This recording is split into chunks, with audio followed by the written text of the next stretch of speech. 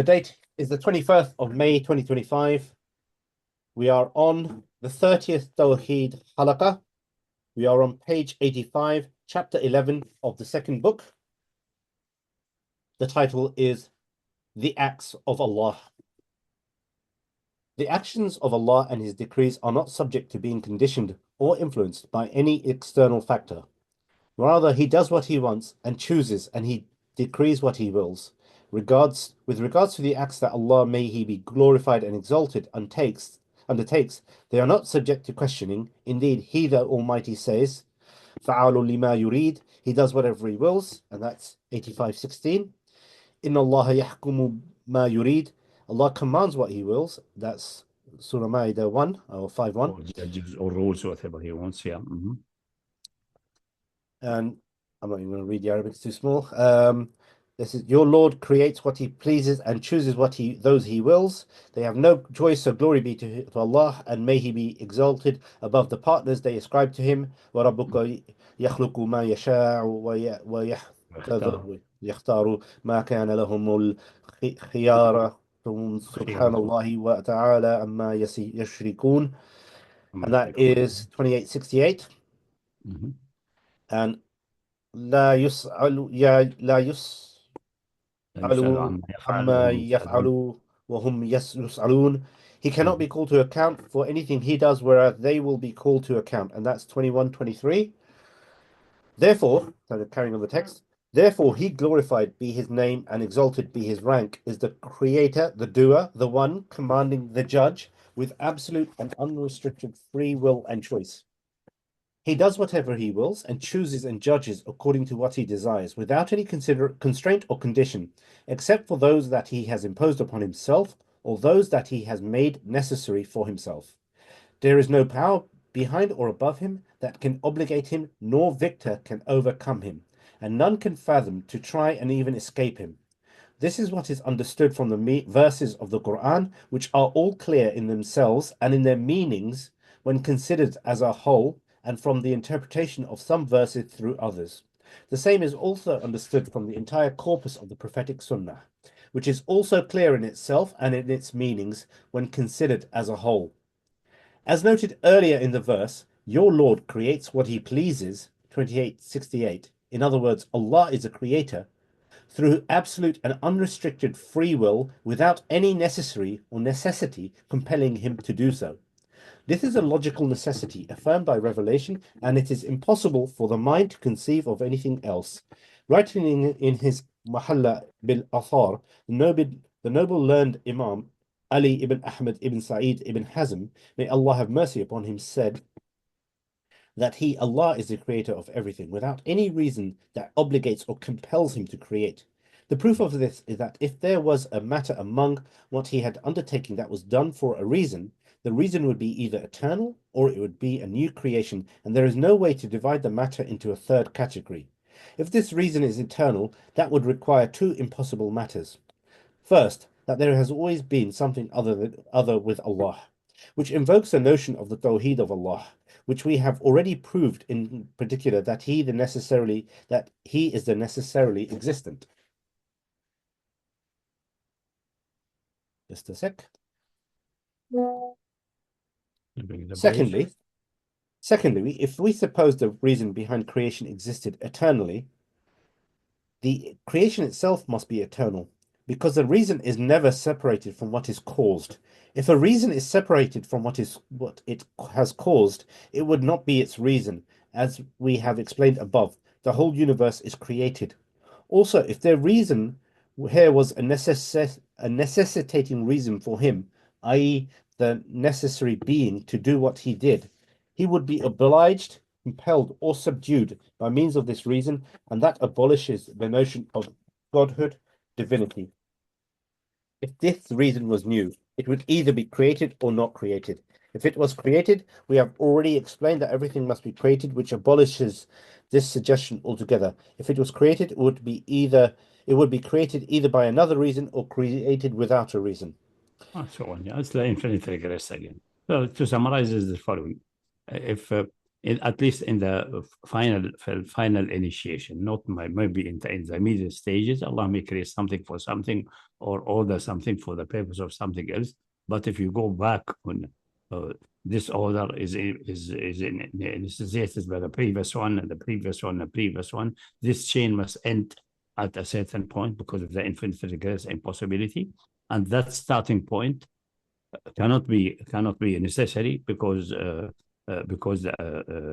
that case it is a illah and it has to have a illah, or it is separate from Allah and there's nothing separate from Allah, or it has a start with absolute spontaneity. He could have done it if he wishes or not done it if he wishes. What's called absolute spontaneity. So the necessity existing in his initial work, the first initial action, cannot be dictated by necessity because it will lead to contradiction. So it must be absolutely spontaneous.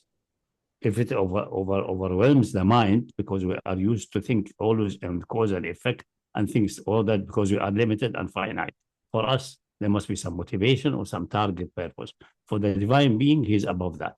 He is very well capable of absolute spontaneous action. This is the only possibility for a necessary existing being. For contingent being, there are various levels. It may be partly necessary, complicated, and so on, and all these variations. That's the reason in the creation, there's so many variations, so many chains of causal effects. But the initial act, the first act of the divine must be spontaneous. The only thing is needed for that is that he has this attribute of free will, of absolute sovereign free will. Otherwise, he's dead, blind, deaf nature, dead nature, which cannot act. There's the two options for necessary existing being. There's nothing in between. This is what you say in several of the Kalam videos, blind, deaf nature. That's essentially looking for another side. So the chain of ilal must end in something which is not having illah. And if it's an act, it is then a spontaneous act. Otherwise, it has no difference. What meaning an act having no illah? It's absolutely spontaneous. Could have been done or could have been forsaken. An act which is dictated by necessity must be like that. There is no way there is a choice. And for the necessary existing being, there's only the two extremes. There's nothing in between. For the initial act, for the end of the chain. For the intermediate, it can be complicated and mixed. We don't need to worry about that. But for the initiation, it must be absolutely spontaneous. That's for the necessary existing. For finite being, someone could argue, is there really a free will? Is it only, or it's just we are deluded to think we are free? There's discussion ongoing for millennia like that. The only guarantee that there is really a free will, that we can choose whatever we choose with our own responsibility, is that Allah is reporting that we have that. He is the guarantor for that. That's it. He created us in such a way, it may overwhelm our mind, because if you look at other things in nature, they seem to be all mechanical. Nothing seems to be, but obviously nowadays, luckily with quantum mechanics, it looks like some kind of indeterminism, maybe like the seed of free will there, but it's complicated. So all what we say, the revelation says clearly that we have free will, sufficient to be responsible. That's all what we need. But for the necessary existing being, for the divine, or for the dead, blind, deaf nature, which we can call just nature, there's nothing else except necessity or absolute freedom in action. For the action. Action by necessity only means no action ultimately, because the infinite rests it ends into a necessary existing being who has no free will, so it can do nothing. Why should he anything? It is acting by necessity. What is the necessity? His being is not capable of doing anything spontaneously. That's nature. Or it is a spontaneously acting being, and this is what people call a divine being. And we know there's only one necessary being. That's it. There cannot be any other one. And it's not composed. Okay. So this is expanded from another direction by Abu Muhammad Ali ibn Hazm, and with wording which are reasonably well. It may be fleshed out and reformulated, more exacting, reformatting it more like the fuqaha way. You need to polish it a little bit and make it more the philosophical mutakallimin way, more precise. more closer to mathematical precision, but the content is correct. So in the final calculation, not an intermediate step. For example, he created man and jinn so that they worship him. There's a target. But the target, choosing that target, ultimately goes back to absolute spontaneity. There's no obligation on him to create for this target. He could choose not to, another target or something else which we cannot conceive, and so on. That's the meaning of spontaneity. That he is not a deaf, blind, dead nature, because that cannot act. It must act by necessity, but act by necessity is an internally contradictory concept. So it is impossible. Also, that's the reason a necessary existing being cannot be a nature, because it is internally contradictory. You know how you sometimes use the example of fine-tuning, and you say that fine-tuning an initial parameters, and you said if there's a choice of one or two, there has to be a chooser. Would this also be a similar example of that? I said that the fine-tuning is an overkill. It tries to prove that the fine-tuner is intelligent, is conscious, all of these things having various attributes. We don't need. We need to just a chooser. That's all what we need. If it's a chooser, he's not a dead, blind, deaf nature. That's it. Later on, all these attributes will be either developed by rational necessity or by revelation.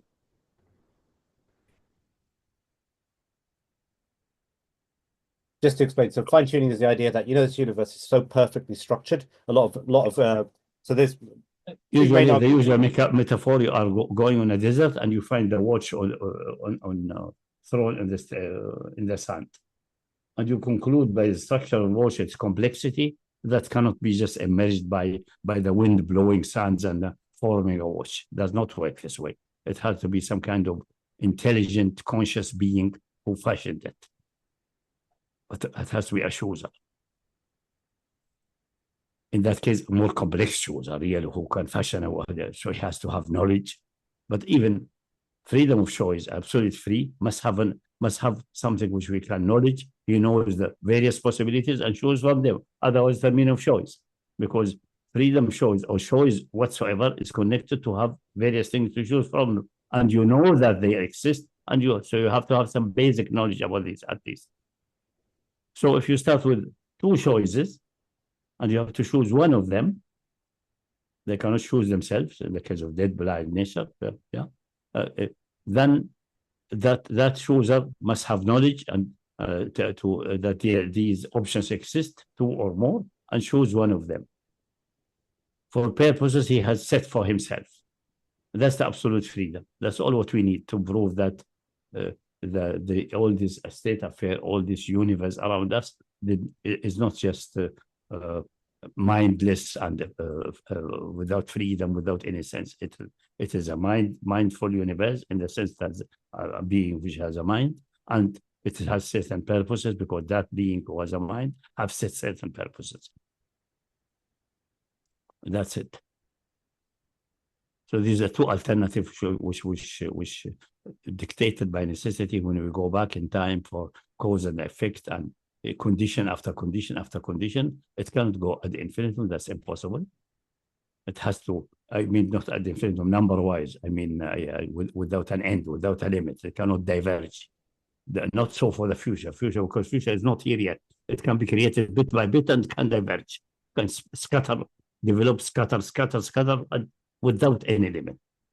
Because the condition for its existence for tomorrow is today. Today is here and has a potentiality of various tomorrows, depending upon activity of conscious being, the divine being, and so on. So there are various options, and some of them will be realized by whatever condition there.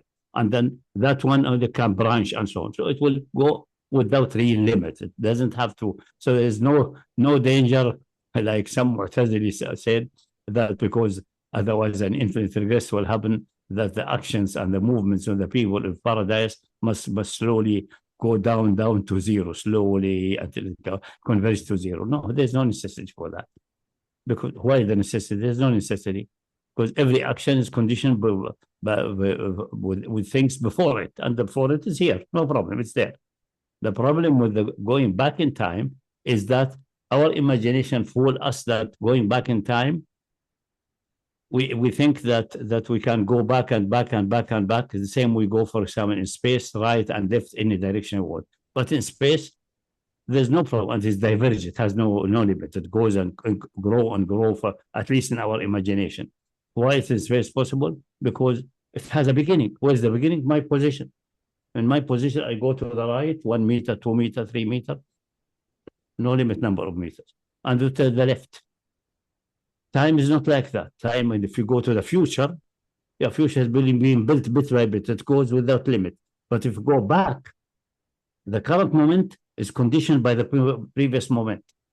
It could not have emerged if the previous moment was not there, suitably chosen or suitably fixed, and so on. And this one could not happen if the condition before that was there, and so on. And this chain of conditions must have an initial condition, an absolute beginning. If it doesn't have, it cannot exist. It's an internally contradictory. It's a circularity, but hidden by stretching it to infinity. You know what circularity? A created B and B created A. That's impossible. Because for A to create B, A has to exist first and then create B.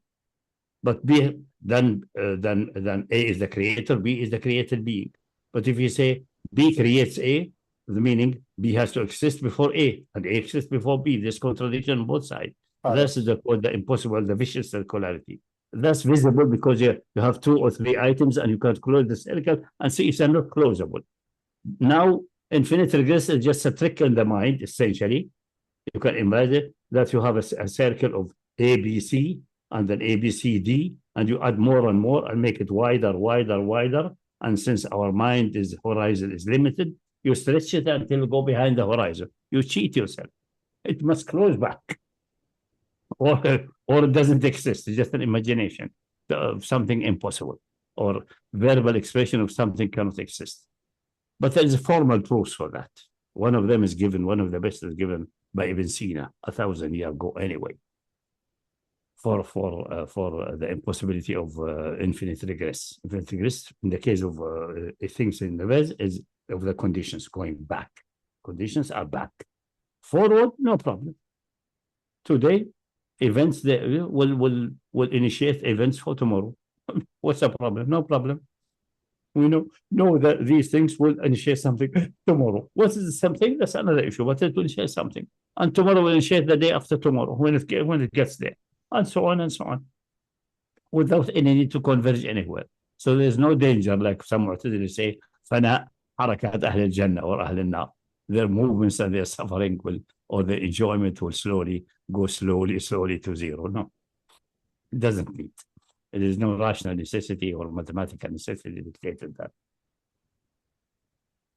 And the problem with the theory, if a Bassett is present or someone who has background in physics, the problem with relativity is that the measurements of Michelson, Morley, and so on, and the way it has been formulated, it's a measurement local in space and time. The measurement stretch over the solar system. Solar system is the tiniest bit of the whole universe, and the time over 6 months, because it went from one extreme point to another extreme point in the Earth's circulation.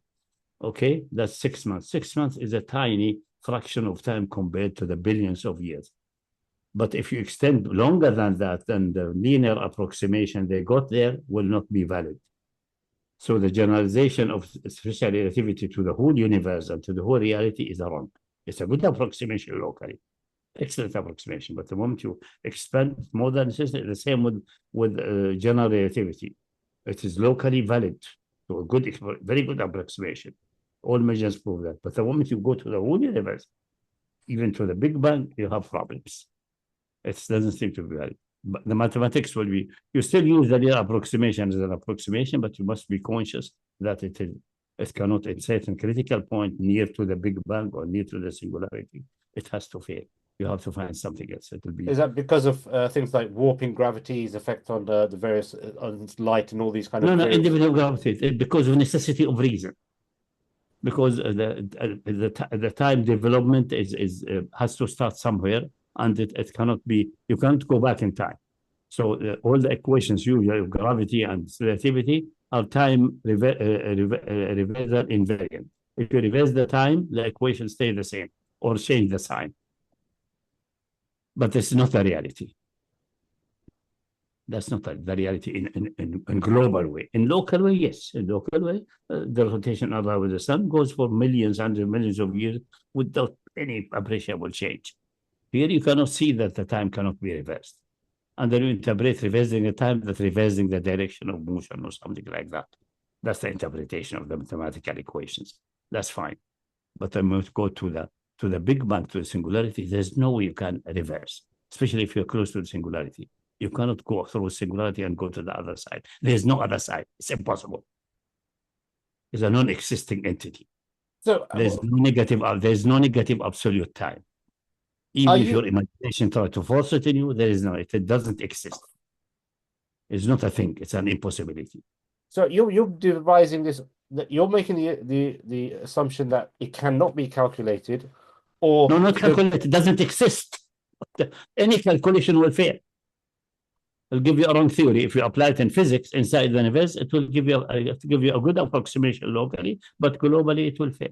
What do you think? It's globally because you don't have. I mean, is this similar? You know, like there's a thing. There's a because time reversal is impossible. That was have been overlooked, and that's the reason people believing that relativity and that time is another axis like space, treated like space. Yes, they multiply with I, the imaginary unit. But it is like space. You can go back and forth and go from minus infinity to plus infinity. That entity, as such, is impossible to exist. Mathematically, we develop mathematics for that. So-called Minkowski space. You can define it mathematically, consistently. But it does not reflect any reality outside the mind. Are you familiar with the three-body problem in terms of calculating if there's three suns? And no, this is all trivial. This is not the issue there. No, has nothing to do with 3 body or billion. No, body just in terms of like how it's incalculable or something. But this is essentially not in a closed form. Yeah, but this is a secondary issue. It's not the issue there.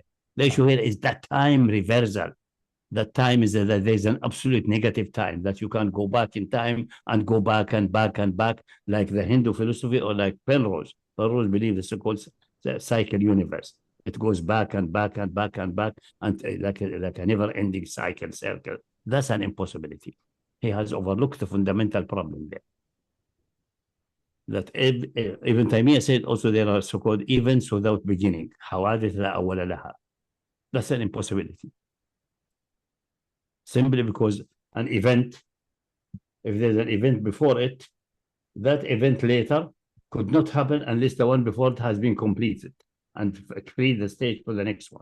So it's conditional. That one is conditioned. The event today is conditioned by the event yesterday, or some events yesterday, and those are conditioned by the one before them. And this chain of conditions cannot go without an initial condition. What did he mean by that? What do you mean by that? Because how can that even be a thing? Because obviously Allah is the ultimate cause, and He's the one who causes everything. How can it be spontaneous? That's what Penrose said, and the Hindus say that. So it goes without limits. So they don't believe there's any divine entity in that sense. No, I'm saying for Ibn Taymiyyah, where he said in terms of events can happen. That's a lapse of the mind. That's it. A mistake. A stupidity. Okay. Because he takes the hadith, كان الله ولم يكن شيء قبله. Allah existed and there was nothing before him. They say that then because nothing before him, so his creation, this universe is not only his first creation, must be one before that, and one before that, one before that. He's forever acting and creating. But he neglected the issue that before, لم يكن قبل شيء, nothing before him except لم يكن شيء. شيء here means something which makes sense to exist, but that's it. Before him, nothing exists. It's an impossibility.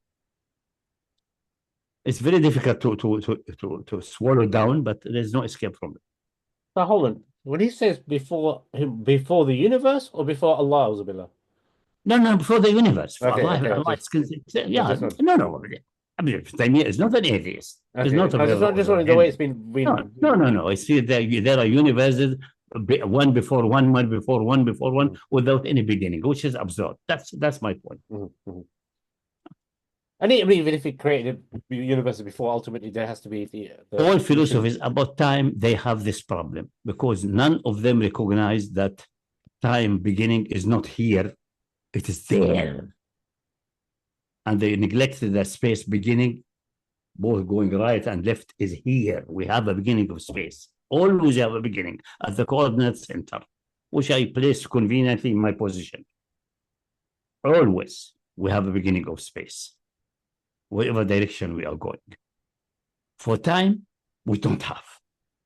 The beginning is outside our existence and outside memory. Now, how far that can go, that's where the people get in trouble, when they don't recognize that this is a conditional chain and it's impossible to go ad infinitum. Yeah, kicking the can down the road. Okay. So it's all of this interconnected, essentially, all connected with the impossibility of chain of conditional. People usually say chain of causes and effects, or of reasons, ilal. Actually, we don't need a full illah. We need only the conditional part, because a illah, or a cause, is something which is both necessary and sufficient. We don't need a sufficiency. Sufficiency is you can work with ilal, sufficient, because it's convenient. Because if we talk about illah, A has a illah B, or a cause B, then because B is a illah, it is complete. You need only to consider B. But if we say it's a condition, A may have various conditions, B and B slash, B1, B2, B3, buffer. So, and then you have to follow this branch, this branch, this branch. But in reality, you don't need to bother about that, because you follow any branch, it will end. Another branch, it must end. The same system. So it's more convenient in thing, but it is putting a condition which is not needed. Mathematically, usually, you try to establish theorems with the minimum requirements. And the minimum requirements here, what is needed is the necessity. That A could not exist without B being before it. That's all what we need. Is B sufficient? Maybe the other necessities there? Maybe, no problem. 10 necessities, trillion necessities, I don't care. But it has necessity for it. And each one of them must have a necessity for it, or be himself self-sufficient, etc. And whatever chain you follow, it will end into ultimately the initial one, which is unescapable, which is by itself necessary, which is either, and if it's an act, it's a thing with absolute spontaneity. If it's a being, it's a necessary existing being. But in the case of nature, we have to go back to something called nature, and it's an existing being called nature, but it cannot act except by necessity. But this does not make any sense, because this necessity was separate than its own being, because action means initiation. A necessarily existing dead, blind, deaf nature cannot act. It's like a stone which stays for eternity in its place. It's absurd, but it has to be like that. But this will not be the origin of the universe. Cannot be, because it cannot act. Since we have a universe which we contingent, at least one item in the universe where everyone is absolutely certain is contingent and created. Which item is that where you are absolutely certain? Yourself. You know yourself that you are contingent and you are not necessary, and you started to exist. And then you conclude by a process of elimination and discussion and so on, that the other entities of the universe are also contingent. So the whole reality around us is called contingent being. Can the whole reality and the state of affair or the universe be purely out of contingent being, to and upward? No, it's impossible. It has to go back to an existing being. And since this one has to be a creator, acting as a creator, because his being cannot be split, he cannot radiate or something like that. Sun radiating, but the sun, if someone says the sun is radiating, is unconscious but radiating. Yeah, but the sun is a composite being. Radiating, the radiation is emanating from the sun. It loses mass. It loses, I think, 4 million tons per second. It loses mass because it's a contingent being. But an necessarily existing being, which is absolutely solid, absolutely like almost a model of a point particle is most appropriate for it, is cannot radiate anything, cannot split anything, so it has act and initiate things. And then the problem starts for that claim that the necessary existing initiation of the universe is acting by necessity, what we call nature. It can't be. So it must be acting by spontaneous free will. And this necessitates concept-wise freedom, free will, and choosing, meaning a chooser who thinks and who analyzes, something like a mind. Obviously, it will be done because a necessary being will be a mind which is suitable for a necessary existing being, which is then a comprehensive mind, an all-knowing mind, which knows everything knowable. And you build from there. So you don't need really for proving the existence of a divine being, you don't need the fine-tuning. Fine-tuning, as I said, is overkill. It proves this with more, but it's more difficult to prove that things are fine-tuned in that sense. Because everyone can say, oh, it happened by evolution. It developed bit by bit. Or you can refute that by experimentation and things like that. No doubt about that. There are certain stages, like certain protein situation and things like that. You may have seen in the internet recent discussion about that. It is just rather probability-wise, it needs multiple quadrillion of years to happen that by just accidental falling, which is not available there. One that is really compelling is the conditions for carbon bombs to form within a celestial object. Yeah, that's one of it. Yeah, that's one of them. And gravitational constant. And this depends upon certain parameters. If they change a little bit, no carbon will and so on. So many things. But I say, I'm not saying, but it requires like a huge apparatus of scientific information and things which will be huge, will be satisfactory really for many people, because many people love this kind of discourse. It's a good analogy. For example, you give the example of the watch in the desert. Somebody can find a single piece of paper in the desert to reach the same conclusion, but how elaborate a piece of paper is different from how elaborate a Fabergé egg is or something. Because one is you can immediately perceive that, wow, this is remarkable, as opposed to, yes, conceptually they're the same. The piece of paper, how did it arrive there? There's no trees around. There's no way to form a piece of paper. It doesn't look natural. It looks constructed. It looks, some mind has done that. Some engineer, some thinker, something like that. And that's a good approach. I'm not saying it's not a say it is an overkill and requires enormous material and requires answering the issue of evolution, that evolution is sufficient by itself and going back and forth. I don't care if evolution is sufficient by itself as well, because if you go to the initial moment of the universe, there are certain free parameters. And they could have been different, and the universe could have been different, for example, with no life, with nobody here to check whatever is going on, which is not the case. We are here and we check it. So the initial parameter has been are so that we are here. How come that they are so? They try to escape by saying there are infinite many universes and we are in a lucky one, but doesn't help because each one of them is contingent. So making an infinite contingent things will not make it necessary. Someone had to kickstart it. Someone had to choose. A futile escape. This is self-deceiving escape. So they're let's say trillion, 10 to the 100 or quadrillion universes. And when one of them, we are the lucky one. They are not our. We don't need to ask where are they, why don't we receive them? Forget about them, fine. But each one of them is contingent. That's the reason I say that the proof from contingency and necessity is the fundamental one. And the second one is contingent.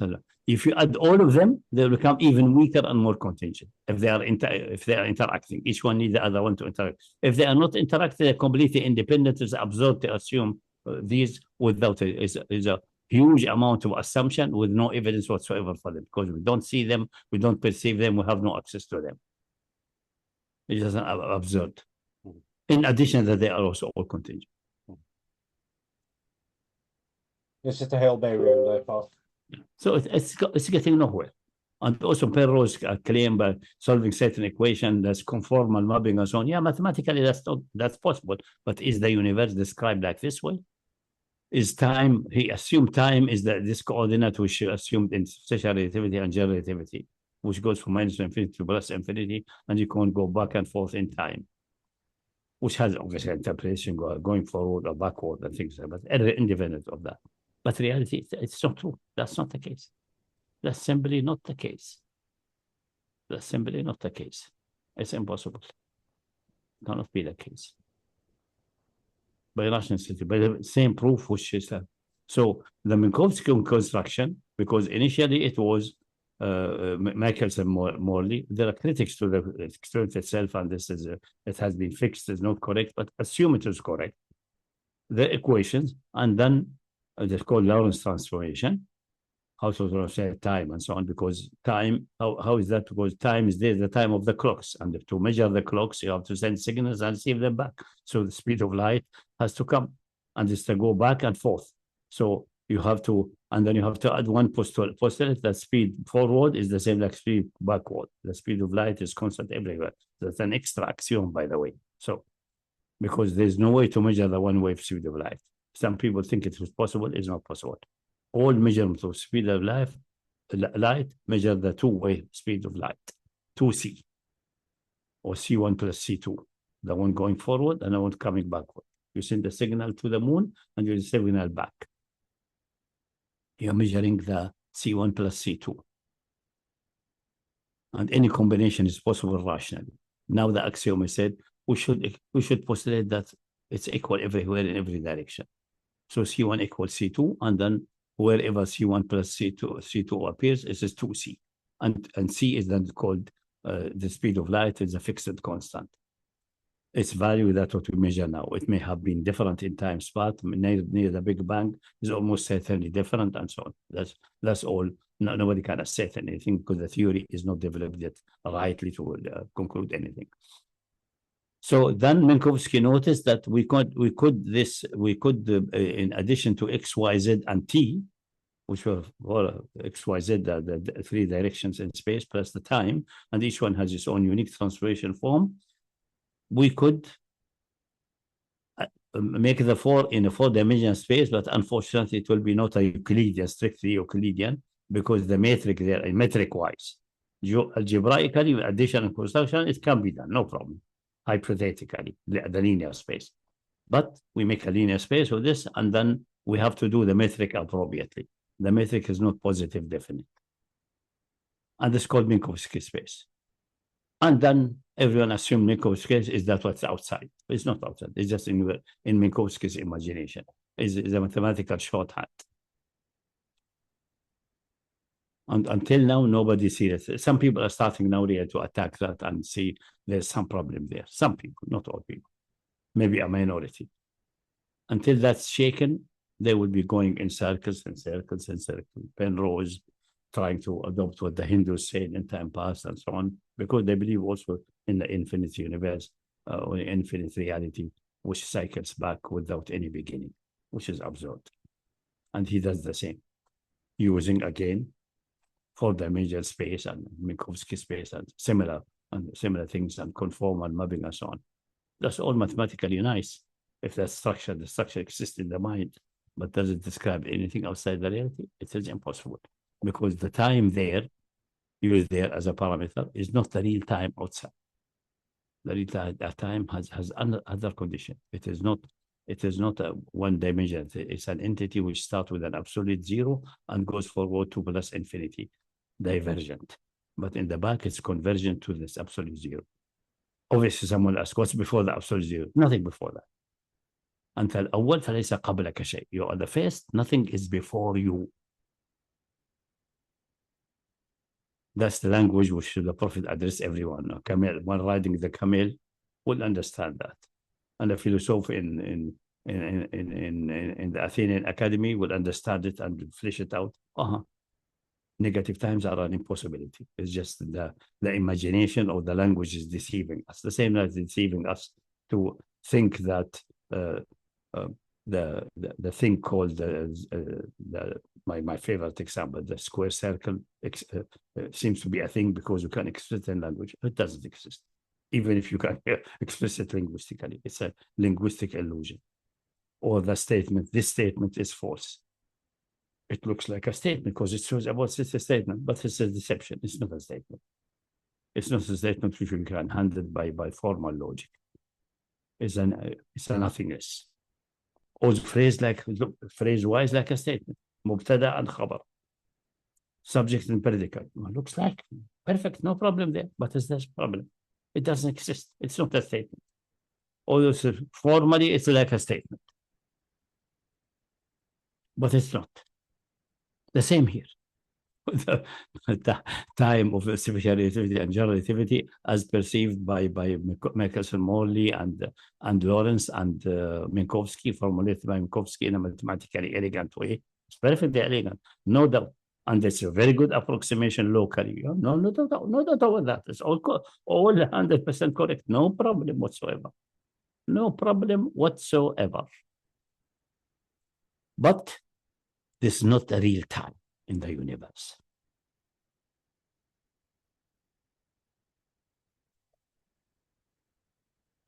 So that's the issue. So it goes all these activities in the universe, each one have a condition for until it comes to at least the first act must have been absolutely free.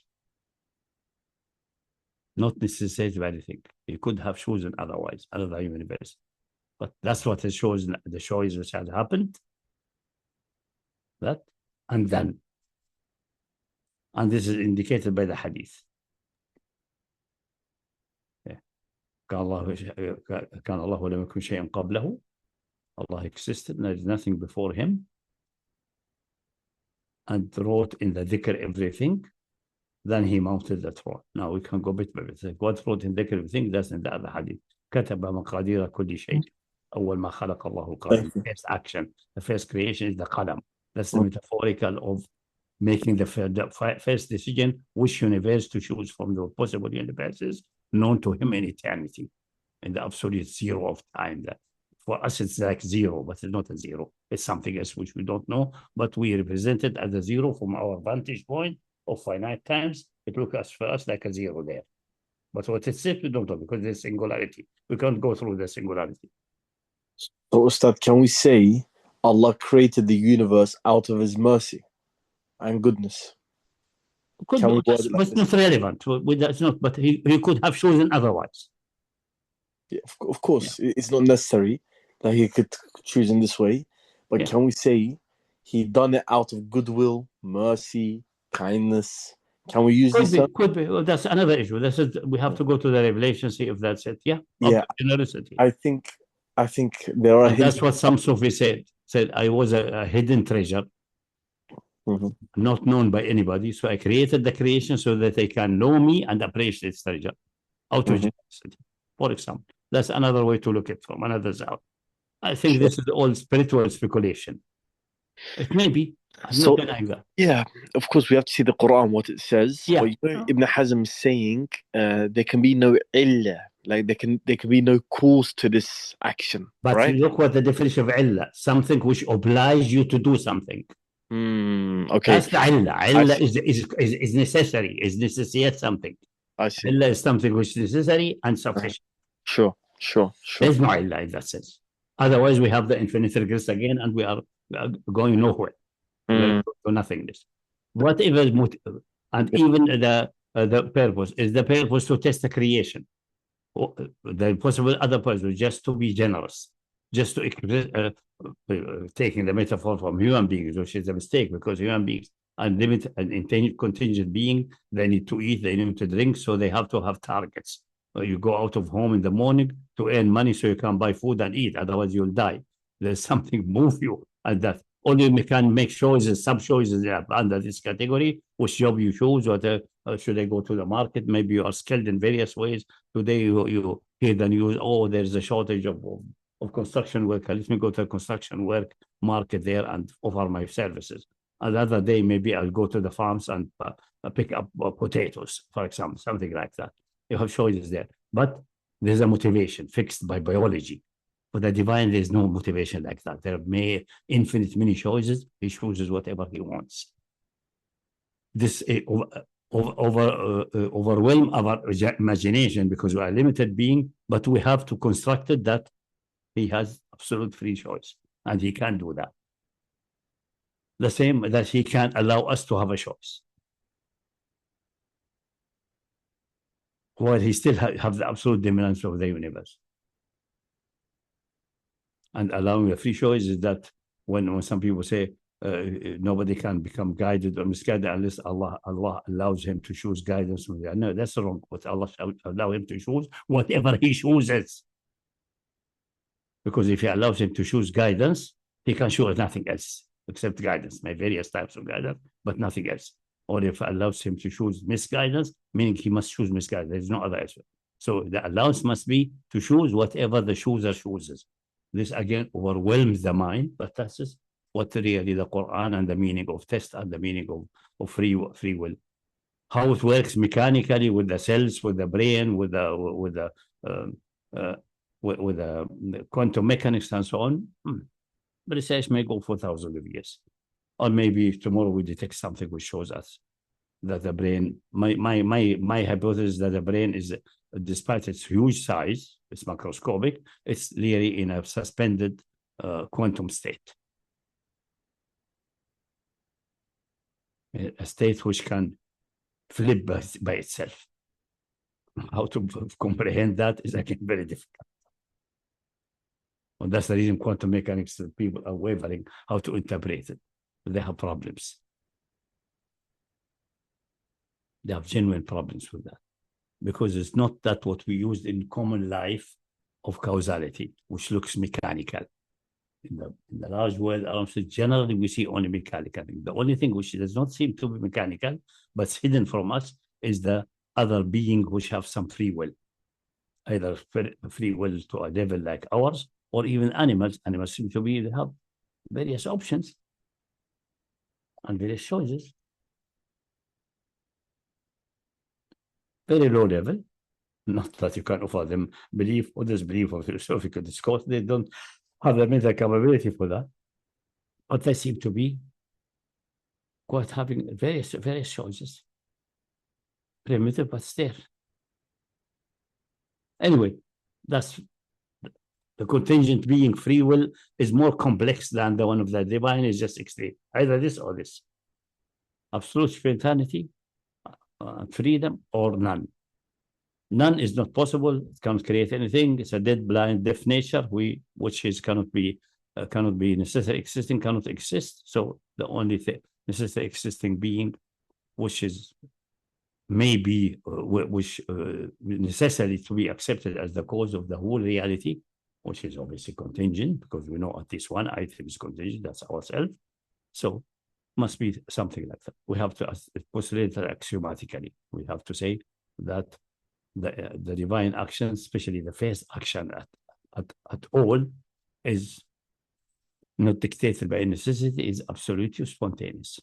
And we have to say, for example, in this, it's called, I think, a Seville, the Bishop Conference, it's Seville, somewhere in Spain, in 670 or 680, Common Era, about 10 or 13 bishops met and tried to formulate like the ultimate formulation for the Trinity. And it is said that the Son is born before, that's obviously after the Nicene Conference with 300 years. So there were various contradicting points. So they said the Son is born from the womb of the Father. That's metaphorical, okay. And the Father gave birth to the Son, neither dictated by necessity nor by free choice, which is impossible for necessarily existing being, because this is supposed to be the first act. Because they are aware, if they say by free choice, it must be a created being. If you say by necessity, it can't be. So they got stuck. They tried to have something in between and say neither nor. It's an impossibility. In that formulation, at least. It's a famous formulation. I have it somewhere in my writings, a copy of it. I think I will try to get it and put it maybe in Enterprise. A small file about infinite regress and things like that, and the formulation of the Trinity, which they regard as the most eloquent and most poetic one, but still regarded now as a model, and was accepted jubilantly by feminists because it says the Son is born from the womb of the Father. Say, the Father must be some kind of feminine entity having a womb.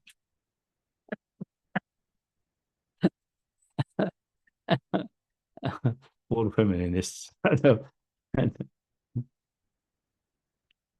and yes. You can only laugh about how human imagination and problems and concepts which are quite on a trivial level, they try to solve it, they get it up to the divine level, which solves nothing, make things even worse. So that's it. There's nothing, at least the first act. And that's to say, أول ما خلق الله, the first, every time you say this was أول ما خلق this, when Allah, the first thing he did with the qalam, when he created them. But the qalam is not the first creation. There might be creation universe before. Obviously, this is twisting the text out of it, because أول ما خلق الله قلم فقال اكتب قال ماذا أكتب إلى آخره. We know that. It's all metaphorical. قال اكتب مقادير كل شيء. That's the best formulation. مقادير. Not in some narration say ما هو كائن إلى يوم القيامة. In other nation say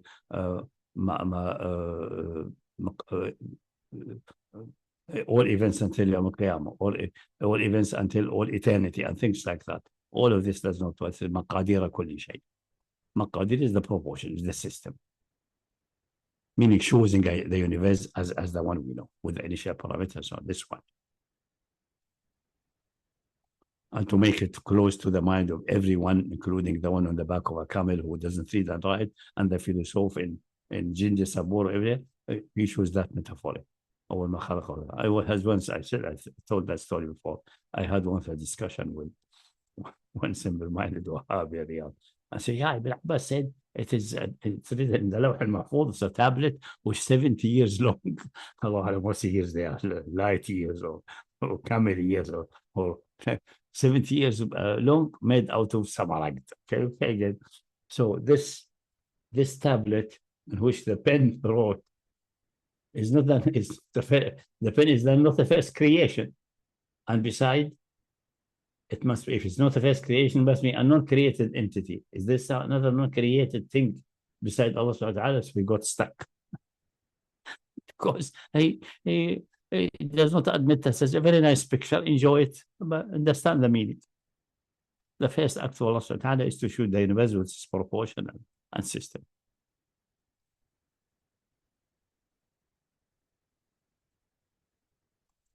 So that's it. The actions of Allah Ta'ala cannot be ultimately in the ultimate calculation. In the immediate, maybe, yeah.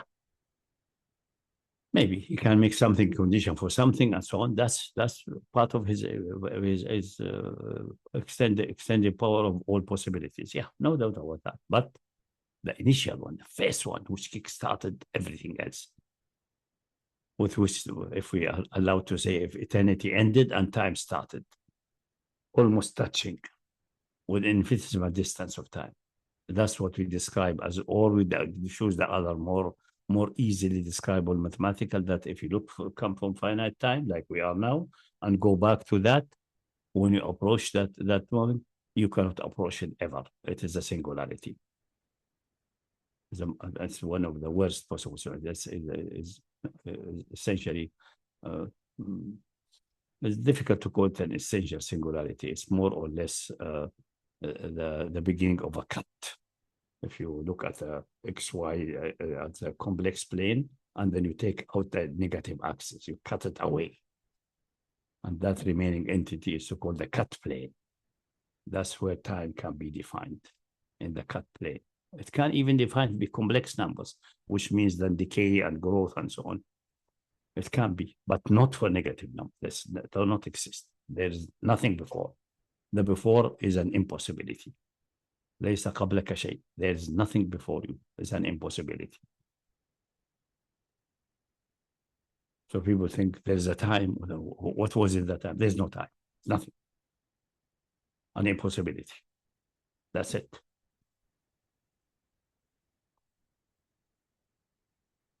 That's all interconnected.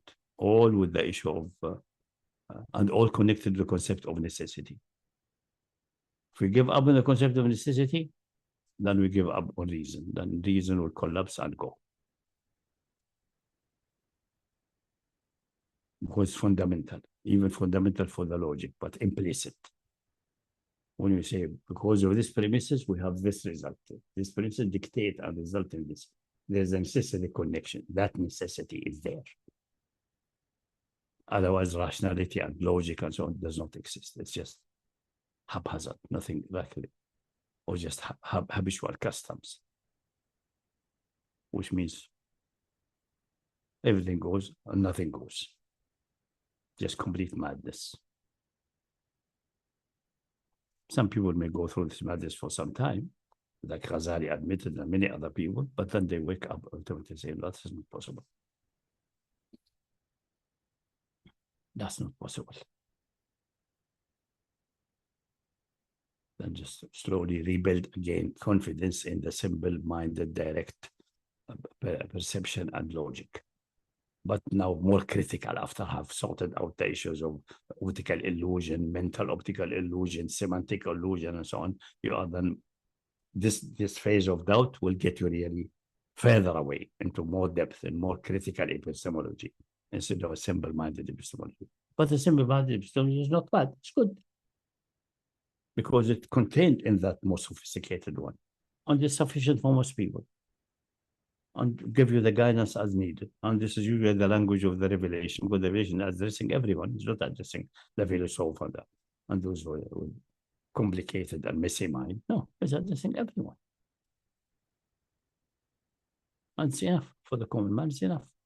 كان الله ولم يكن شيء قبله وكتب في الذكر كل شيء ثم استوى خلق السماوات والأرض ثم استوى على العرش. Simple, straightforward, easy. If you want to flesh it out, the one with the camel back say, I don't need any fleshing out. I'm happy this way. I will go graze my camels. Well, perfectly fine. What's the problem with that? Someone say, no, I'm philosopher. I want to dig further. Go, come. Use reason and use the bits of the revelation which explain various stages there and more details. And that's it. I hope this clarifies some of these issues. So that's the way to go. Okay, I'll carry on reading, inshallah. Yeah, okay. Carry on. Carrying on with page 87, the first paragraph of this page. As carrying on with Ibn Hazm. If it was created by another reason, this other reason must be created by a third reason itself, and so on, which will create infinite regress, and this is null, because as we mentioned above, every matter that is turned to an action is limited to a finite number. Based on what we mentioned before, that everything that comes out of infinity is invalid, and that everything that comes into existence is necessarily limited by its quantity or its time, and everything that is limited by quantity is finite. So this category is also invalid, and what we have said is correct, and all praise is due to Allah the Exalted. And if they were to say about the infinite regress because it's finite and so on, there's question mark about that. It doesn't need to be finite in numbers, but it has a terminator, and this needs a better, more sophisticated, savvy argument from like the one of Ibn Sina. Ibn Sina's argument is more well structured and more, but Ibn Sina is having enormous training in philosophy and logic and so on. Ibn Hazm is more like, he has a bit of logic, and he has written also a small book about logic, how to use it in fiqh and so on, with example fiqh and so on. And even there, I think there are a few errors here and there. So he's not a logician, he's not so, but the arguments he mentioned may work. And it turns out that the number of things going at any finite time, like our time, going back to the Big Bang, the number of chain is ultimately almost with certitude finite in numbers, not only having a limit at a singularity or at the end of at the beginning of the time, and a point of we call it the point now for easy reference, the point of eternity there. Usually, almost certainly the number of stages there and is a finite, maybe trillion, quadrillion of things, but they are still finite. There's not an infinite number of things, but the limit is definitely there, independent how big is the number. So the proof which does not appeal to the numbers is a better proof, and then deduce the numbers later if needed. But it is not needed. Example for that, for example, the sequence 1 over n. Yeah, and as n increases, 1 over n goes down smaller and smaller and smaller until it gets to 0. You don't get to 0 until you have passed infinite many steps, but it has a limit, which is 0. It goes to 0. But a number to get there is definitely infinite. You will not get by any finite number. You get to very small numbers, but never to 0. That's fine in that case. So you see, you can apply that there. It has a limit, but the number of members of the sequence are unlimited. And we still have the limit, and we still have the starting point. That does not bring, or the end point to going backwards. That's it. But this so his argument about the limited number so on is a bit weak, need to be polished further, but it can be concluded from other things, but it's not really the full argument. So the best one is essentially Ibn Sina's one.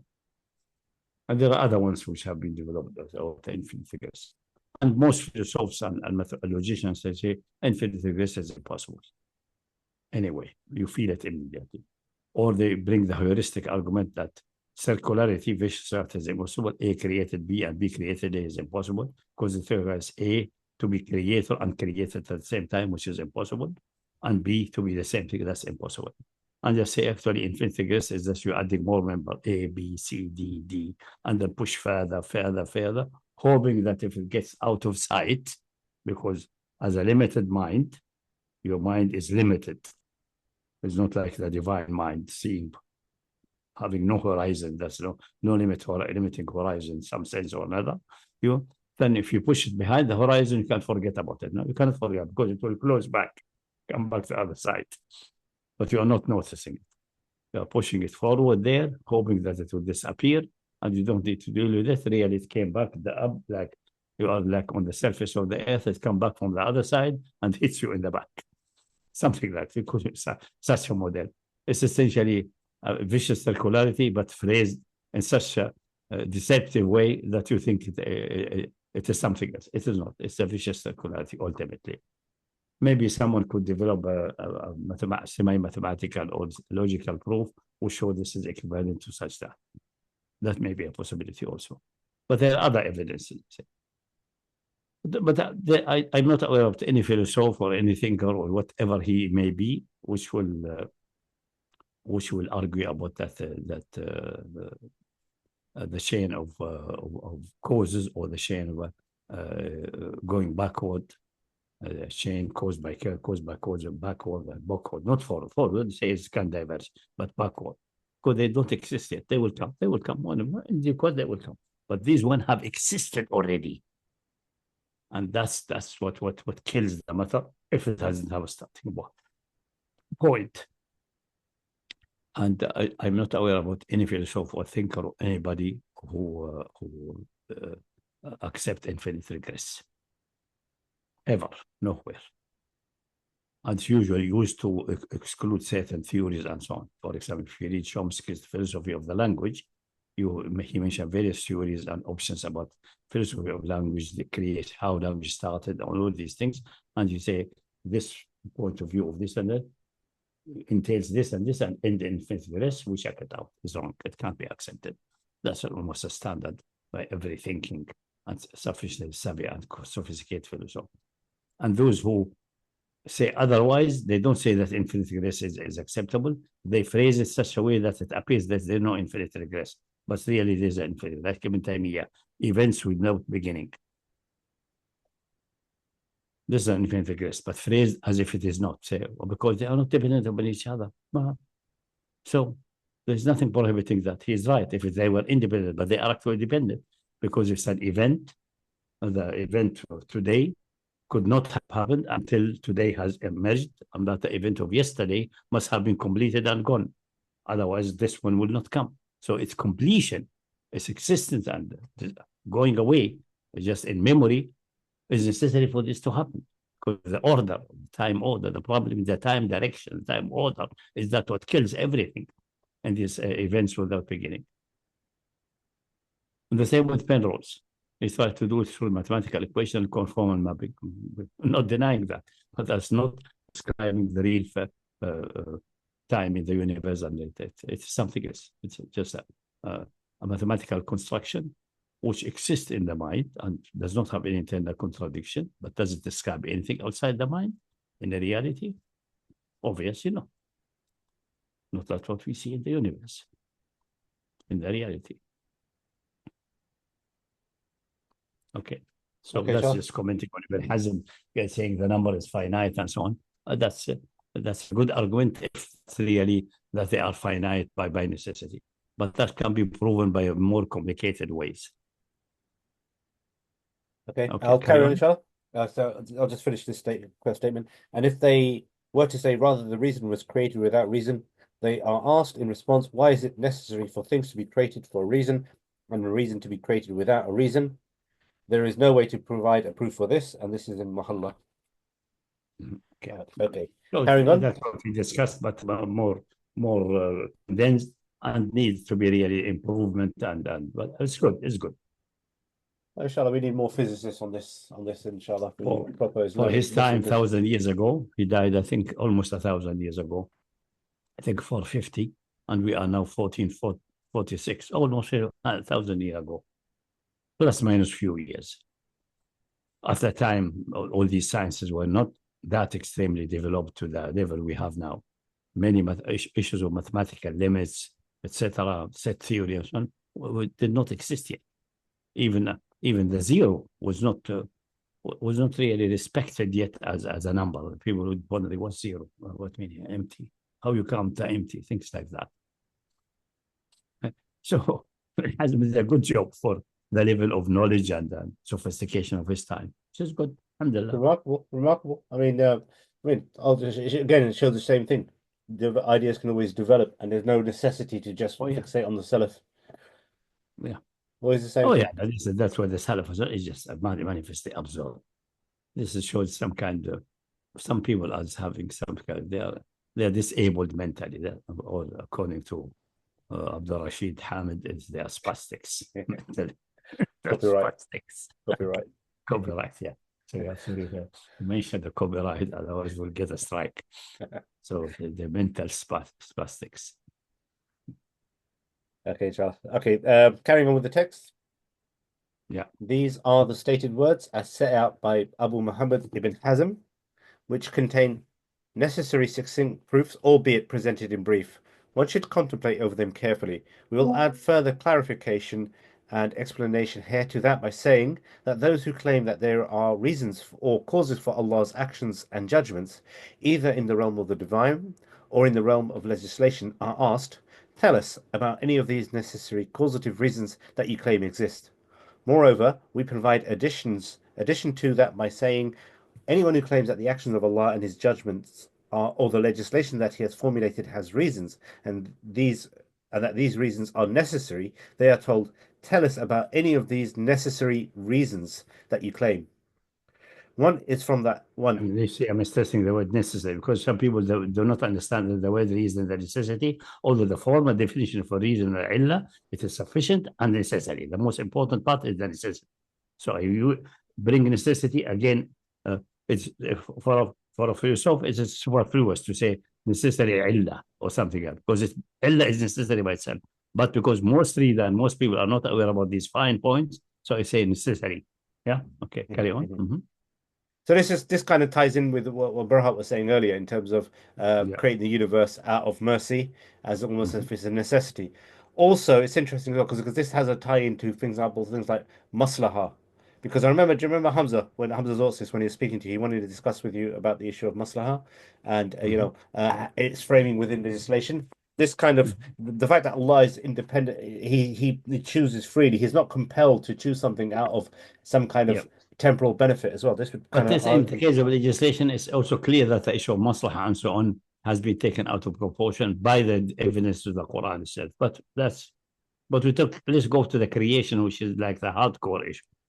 For the legislation is again, you could say all legislation essentially is to test the creation, for example. So it could be their maslaha or not maslaha. It is the supreme maslaha of testing them, and if they pass the test, they get eternal life, for example. That's a supreme maslaha. All other maslahas are minor and irrelevant compared to that. So you can juggle it back and forth. Don't gain very much there. Yeah. Also, we've got supporting evidence that Allah's not compelled by that because He made restrictions for people before in yokes and chains on the neck. And obviously, in this Sharia, we discussed previously that. So focus on the creation then, because there things of necessity and illah becomes much more clearer. Yeah, it's absolute, isn't it? It's not like this not murky. Okay. Yeah. Is it from the action? So tell us about any of the necessary reasons that you claim.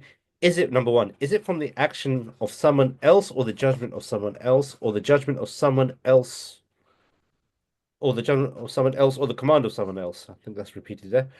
Mm. Or is it not, number two, or is it not from his action, ruling, judgment, or command, but not from the action, ruling, judgment, or command of someone else? So not from his action or somebody else's. Or is it, number three, or is it from the action of Allah and his ruling, judgment, and command?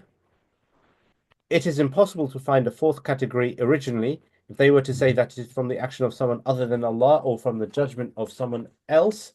They have tried to make another creator and judge here. And this is pure shirk, polytheism, manifest kufr, disbelief. Rather, it is more insidious than that. They have made the action of that doer or the judgment of that judge necessary for Allah to do what He has done and to judge with what He has judged. So they So are Allah is partners. subordinate to the other one, so it's even worse. Yeah. So there are no partners with Allah, but among them is someone who is higher in rank and stronger in power and more honorable in position. And if they say that it is not from his action or the action of someone else, they are compelled to accept that there are eternal things in existence that have no doer, or that they are the ones who judge over Allah with these things, and they are the ones who make the determination of what is lawful and forbidden, and stand as judge over the Lord of all existence. This is also manifest shirk and kufr. Moreover, it is in complete contradiction to the following. Does this tie in, like, you remember, was it Plato? He had the idea of the forms, things which are themselves. No, forms is something about epistemology. That's something different. But as Aristotle is facing that the first one or the first in existence is someone who, because he could not imagine a dynamical God and a free will in that sense, so he made him knows about himself, unaware about anything else, and there is material or things like a huli, or the matter, the rest matter of the reality. That one is forming itself and so in attempt to become similar to the first or the God or the called the awwal, the first. So he's the motivator for others to form themselves and work according to him. It's an imaginary picture which is proven that if this theory is necessarily existing, then we have two necessarily existing being, and that's impossible. The proof is clear. It's only one existing. And if they're not existing, where they come from? Because that guy knows only himself, does not know about anything else. The so-called awwal, the awwal of so it's contradictory. This is all nonsense. This is all nonsense. It doesn't solve the problem. They try to solve the problem. The other, especially the Platonians, to say that the first one looked in himself, admired himself. His admiration became another being emanating. That's essentially what the Christians saying about the Holy Spirit and Isa emanating or born from the womb and so on. And then these two then looked in each other and became four, and then became bigger in numbers. And they identified that with certain fixed stars and things like that. All nonsense. It's just imaginary, mythical cosmology connected with the divine, which we know it's nonsense now. So all of these attempts will not work. So here it's very clear that, but I just mentioned that it's shirk and kufr, but really it's impossible. Because the evidence will say that the necessary existing being, the eternal being, can be only one and no more than one. It has to be one. It has to be at least one. It must exist, and no more than one. Then it must be exactly one. So that's all of these situations are just not possible. So carry on, read them. Number one, number two, number three. Three possible things. And here's number one again. Yeah, sure. So A, more of it is in complete contradiction to the following. Number A, the existence of multiple eternal causes is impossible, as proven by the evidence, and the necessary eternal first cause without beginning is only one single entity and not from a multiple. Yeah. B, with the assumption of the existence of multiple eternal causes, which is impossible, it is also impossible for some of them to have power over others, for some of them to be above others, and for some of them to judge others over others, because they are all necessarily in the same rank. C, it is also impossible for something to come into existence while the eternal causes are preventing each other and are in rank equal to in terms of power and hakimiyya, ultimate sovereignty and prerogative of command.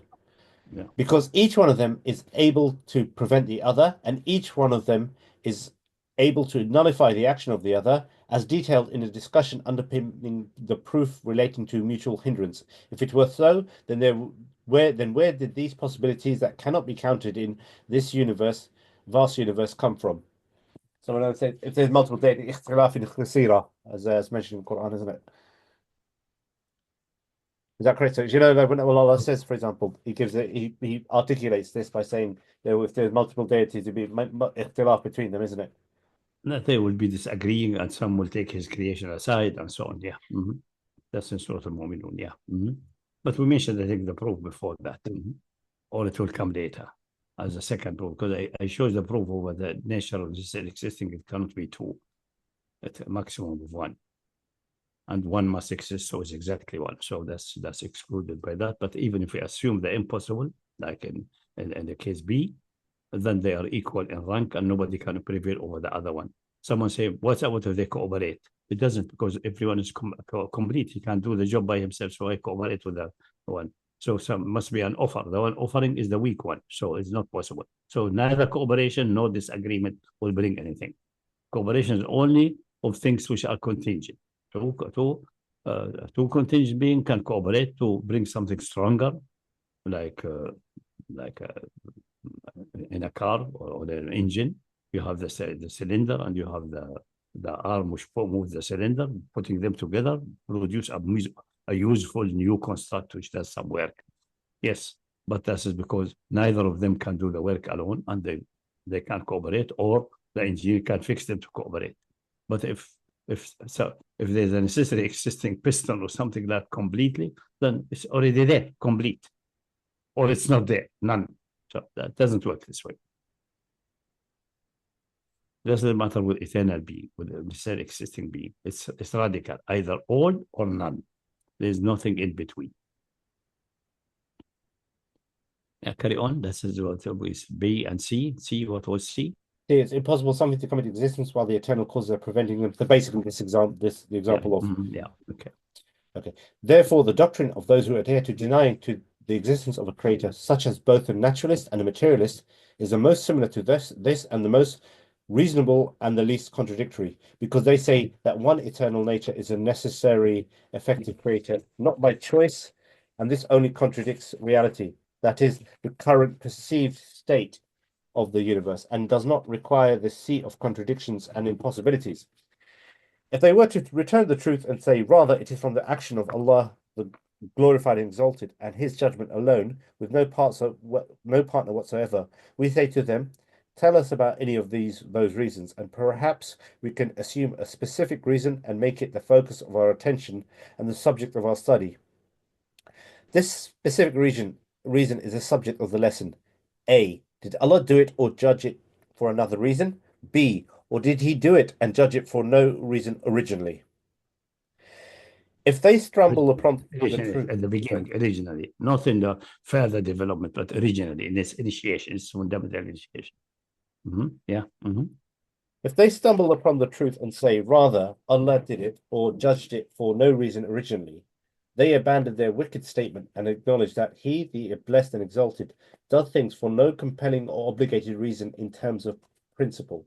If they were to say that the secondary action or judgments are for a reason, but the first ones, which are the reason themselves, are like this without a reason, it is said to them, what necessitates that the secondary actions and judgments be for reasons, and that the first actions and judgments, which are the reasons for the secondary actions and judgments, be without a reason or cause? This is a judgment without evidence and a baseless claim, but it is a possible matter, and in it and of itself not contradictory. So if news comes from Allah about it, we accept it and stop at it. In any case, this destroys the original principle that he, glorified and exalted, does not do or judge absolutely except for a reason. If they say that Allah did or judged upon it for other reasons, they are asked about these reasons, as well as the ones before them, and so ad infinitum. Therefore, They are necessarily required by absolute intellectual necessity to choose one of the two things, with no third option being available.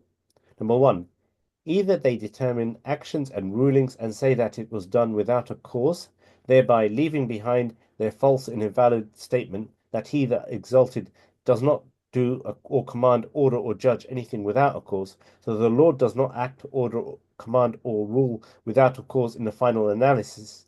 And if perhaps the Lord made something a cause for something, or something a reason for something in the intermediate view or intermediate stages, no matter how numerous these means are, but in the final analysis and view, no.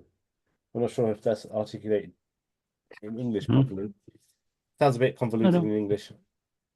Yeah, Could Allah you can expand say upon this is done for this, but ultimately going back to the absolute zero, it has to be spontaneous. That's it. Okay, so this is putting an advance in the view for spontaneity then.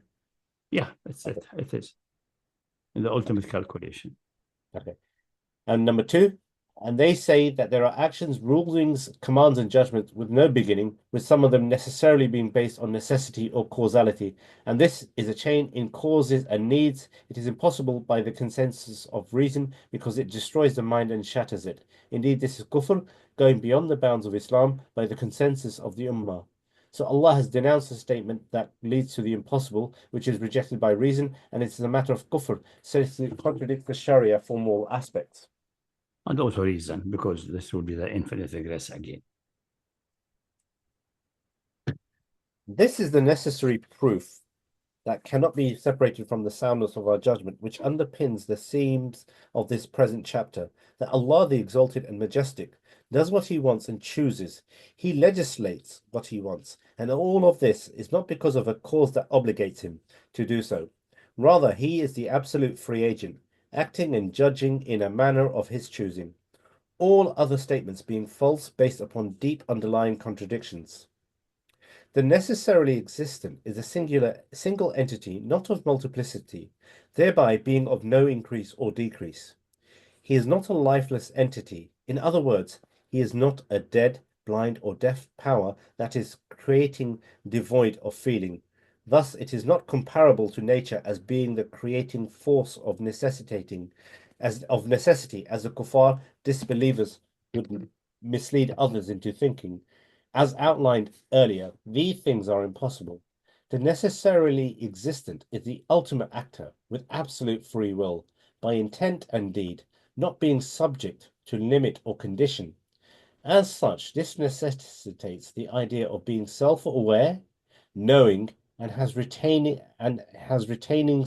certain comprehensive knowledge, which encompasses the facts of all necessities and all possibilities, choosing from what is wanted from all possible worlds and entities, then bringing that out of non-existence into existence by the manner and initial conditions that have been chosen.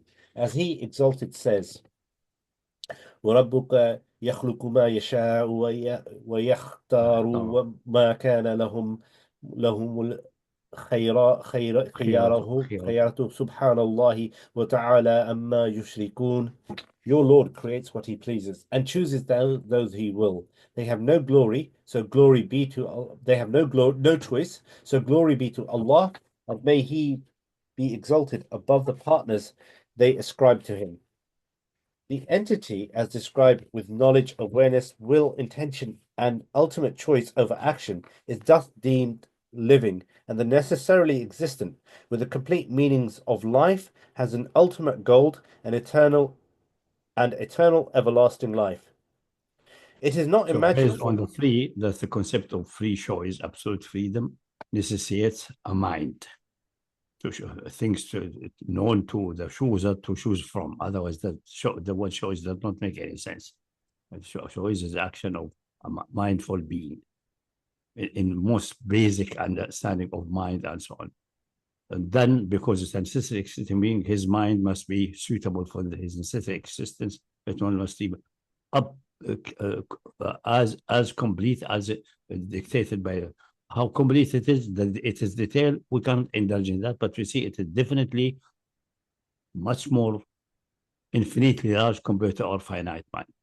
It extends, and it also recognized by the initial knowledge in the point of eternity, let's call it the point of eternity, the initial knowledge extend to all necessities, all contingencies, all possibilities, all possible universes, but also he knows about himself sufficiently to know himself perfectly or near perfectly.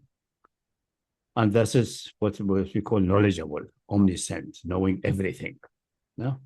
In eternity, before any creation, that one. So that's it. And something which is have these attributes of free choice and knowledge is usually described as a living being. That's living. That's the meaning of living. The meaning of living is how do we distinguish a living being from a rock? That living being moves and so on, but the movement is indicating that it's moving towards something, doing something, it's conscious about something, willing something, chasing. We see something which look like let's say like a mouse, and then it moves to say, oh, is it a mouse or it's maybe a toy?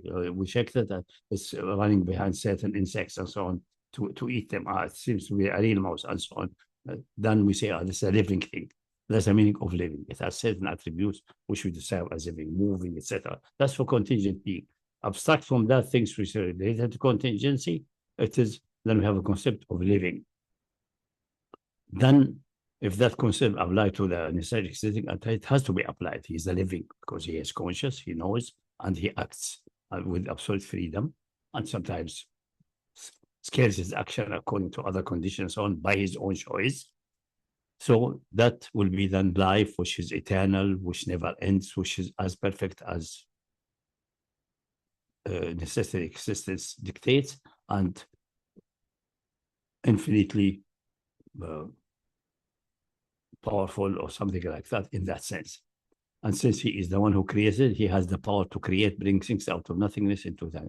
How it is, what are the details, what the mechanism, is it fields, is there? That can be, part of it can be studied by physics from this side, and the other side maybe not, cannot be conceived as studies for all the eternities, or maybe known after trillions of years. We don't know anyway. So that's it. So it is, he's a living, and he's existing. That's the meaning of Hayy and Qayyum. So these we can deduce from that.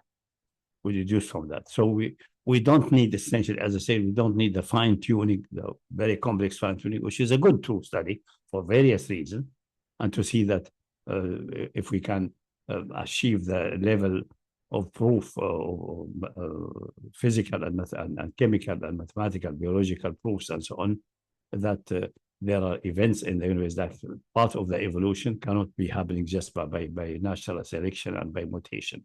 There must be choice deliberately by a chooser for certain things, because the probability of otherwise is so low that it's not conceivable to be happening in the earth in the couple of billions, 3-4 billion years which we are here.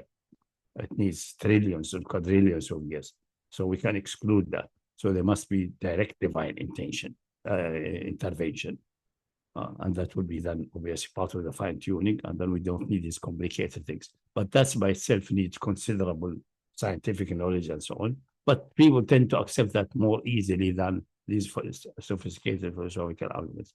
So that's just the reason I said fine-tuning is an overkill, and offered information and putting on the table, some of it can be attacked by things like evolution, like long of time development, like etc., like selection and all these things. But some of it is just extremely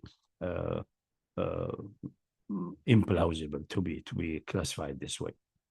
And more is being detected now, especially in evolution, because evolution was the issue of the conflict between evolutionists and creationists.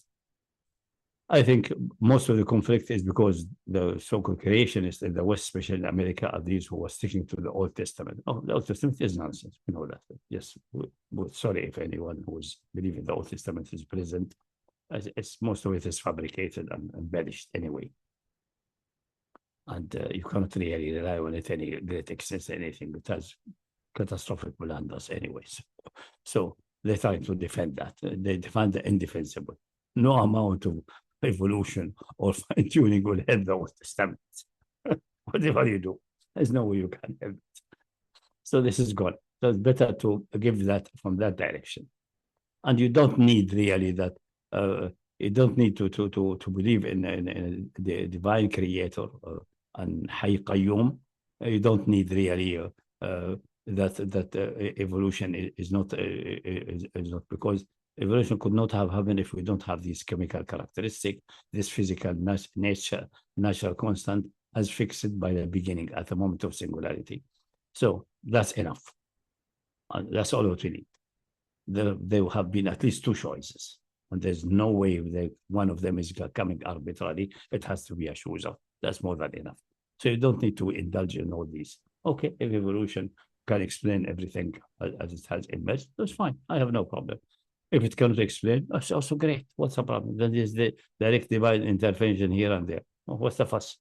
All is possible. We know that there's direct divine intervention in the miracles. So we have that. We have it. So we have it here or here. So no big deal, no big fuss. Direct divine intervention always there. It's always there. So just another one. I mean, again, and we understand the concept of that, but there's another one which is interesting, which is DNA is and its resemblance of computer code. I haven't read the book, but I have a copy of it. I haven't got around to reading it. Signature in the Cell by Stephen S. Moyer. He discusses how DNA itself is like computer code. So something also, which is also like, it couldn't happen by chance. Needs a programmer. It's a program which needs a programmer. It can't come accidentally. Yeah, that's one. There's another one. I didn't say anybody discussing that. All the higher apes, for whom biological humans are adjoined, all of the higher apes, including also the chimpanzees and so on, all of these are having 48 chromosomes. So the half of it is 24 when it splits by XY and so on. Human have 46. So it splits in 23. The problem is that that's for both male and female. If let us say, and this happened by the chromosomes number 2 and 3 in higher apes, so they are numbered there and they're very similar, 1, 2, 3, 4, 4 until the number 23, and they're doubled. Yeah, they're doubled. So 1 dash, 2 dash, 3 dash, and so on. So 24 and 24, opposite each other, except the X and Y. Then something happened that chromosome 2 and 3 merged together and became chromosome number 2 in humans. So we came down from 24 for the half to 23, merged together. Okay, someone say maybe cosmic radiation hit and the two joined. But the problem is that to procreate and have a whole humanity emerge from that, we have to have the same process having for a female at the same time. Now, if that's for a male, it's so difficult to conceive because all the higher apes have this 48, that's 24 plus 24. Since the beginning of apes, all indication is that it goes back maybe up to maybe 25, 30 million years. In all that time until now, none has such a mutation. And then suddenly we have this mutation or this joining together and this melting of two chromosomes, both in a male and female, in such a way that at least one female and female in the same community, in the same place, got the same, and they produce children with 46. And these children are us, coming down to us. How probable is that? Extremely difficult. And joining two chromosomes is a very, very complex issue. Splitting chromosomes and having one extra chromosomes, that's Down syndrome. That's relatively no problem with doing the splitting process. But welding them together such a way, and that welding seems to be initiated such changes that the brain became more effective, the gray matter became more well connected, and then it acquired the capability of language. So add that to the mix. I didn't see anyone addressing that point because it is not enough to happen in one animal or creature. It has to happen in males and females, at least in one male and one female, and then they should be in the same community or close to each other, so they have the opportunity to mate and produce children. And these are obviously so superior because of these remarkable, this extremely remarkable, because the one of, let's say a male is produced by accidental or by radiation with 46 chromosomes, and the female is 48. If you mix them together, you get something sterile, like a mule. It won't work. So it has to be 46, 46. There's no escape. Or 23, 23 in double, if you get the X and Y separated and so on. So how come that it is and it happened at the same time so they can mate? That looks just simply shocking, extraordinary. It has to have some kind of a deliberate intervention by someone. So a man and a woman are chosen, and or even in the womb, possibly, of their parents, and then the mutation happens, but before the split happens, which makes things even more complex. So I think that's where maybe some mathematical calculations should be that in one male or female, or it may happen once in a 40, 50 million years, and the probability is so many individuals were over the time and so many species, okay, we accept that. But if you wanted to have the two in the same generation, because it has to be in the same generation. If there's a shift in generation, you can't have a mating. It has to be in the same generation, at the same time, essentially the same time span, in the same months and years and so on. No more than that time difference. Yeah, but maybe a few months and so on, a few couple of years. The male is older than a female with a few years, and that's okay, and vice versa. But it cannot be hundreds of thousands of years. So all of this, putting all that together like that is just mind blowing. That does not seem to be possible without a deliberate intervention. That could be the really what would be the best and the most accessible, because we have all these higher apes. Yeah, the old ones, the bones are really all became stone, so we can't find the DNA there. We can't find DNA for flesh bones going maybe. We can't find it going even hundreds of thousands of years. But older than that is very unlikely. But all these higher apes, and they essentially all of them are still around with us there, and they have the same from seeing the anatomic structure and so on. They barely change, so we can assume safely they have all of them have 48 chromosomes, and all of them they did branch from a great grandfather maybe 20, 25 million years ago of 48 chromosomes, and they kept that, all of them except the odd guy out, us. And maybe the Neanderthals, but nobody knows, because the Neanderthals, you can't have the general, because to know the number of chromosomes, you have to have essentially a living sample to see the split process and so on. Just bones or things like that, you just get a summary relation of the genes and so on. So you can say the genes are very close. The Neanderthals are close to current humans, very, very close, closer than maybe the chimpanzee. That's fine. But did they have 48 or 46? That makes a huge difference. Then they are higher apes or they're humans. We don't know. Yeah, you'd have to have some kind of mosquito buried in amber for that or something, I'm guessing. Yeah. That's how they extract DNA usually. Something like that, yeah. Or you shake the mosquito, similar to mosquito now, and there's no reason to think the number of chromosomes has changed. No, I mean that sometimes how they get hold of DNA is when they come across a mosquito which gets buried in amber. We have up to a case. We have a case, I think, some by miraculous, I would say it's also miraculous intention. They found some bacteria which we have in our biome in the intestines. They found one which 200 million years back, encapsulated in such a way, and became in a dormant life, but it came back to life in the lab 200 million years later. That movie, The Thing. Yeah. Okay. So the things like that. on the scan. But the same one is available in our bellies everywhere now, available. And exactly the same one, with barely any change, because bacteria do not change over million. They're adjusted to the environment in an excellent way, and there's no need to change. They stay the same.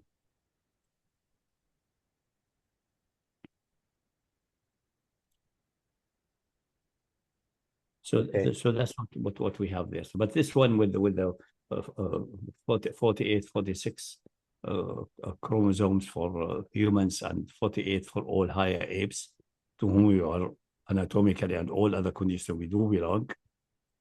It seems to be just fantastic, just shocking. And it has to be, as I said, the female and male at least one each, and then at the same generation at least. And also, we have to have a good explanation for the mechanism, how the radiation does that, how it happens, how in the splitting process or in the mitosis and so on, and the reduction and so on, it can be visualized. I think the mechanism for Down syndrome are known and so on, but this is the splitting getting wrong, and one chromosome splitting instead of twice, multiply doubling itself into 3 ones or something like that. The same with these homomorphobyte, or what's their name, which looks like female and male, maybe 2 X's and or 2 X's, 3 X's, 2 Y things, are these odd things. That's errors in the process, and this can happen. But the joining in such a skilled way, producing that fantastic brain and the linguistic capability, which is clearly not available in any higher apes except in humans, is worth thinking. Anyway, someone who have connection with biologists, should ask them, get us some solution to this problem or some calculation about it. Yeah, you have to be careful who we ask, because you have people believing that a virus can be done by 5G. Stay away from people like that. No, we're talking about serious things now. Yeah. I mean, it's interesting. I mean, this is when I was many years ago. There used to be a guy called Harun Yahya. Now he himself is a charlatan, so you can't really trust his material, because it just seemed to be loads of inconsistencies. But he mentioned, for example, some kind of chances for a cell to develop and all this kind of thing. I think that work would probably need to be redone, but that's an interesting one in terms of the chances at which various so, for example, even like a chemical reaction producing protein, amino acid, and then forming protein, etc., etc. The chances, how valid his research is, I don't know, but mathematically it was reached to the point of mathematical impossibility, which is 10 to the power of 50. I think, if I'm not mistaken, that's could be. There is some calculation like that. Yeah, could be. I mean, it'd need to be done by somebody who actually isn't a charlatan. No, he's not. He did not do it. Other people have done it. He's just importing other people. There are many calculations like that around. No, it's not only him. Yeah. Okay. What's the probability of this? I mean, again, the Godfather always comes to the same thing. Like, for example, the issue of cosmic parking, the Earth being this close, and then they come up with, well, it's a matter of probability, chance, and all this kind of stuff. They always hide behind these things. So,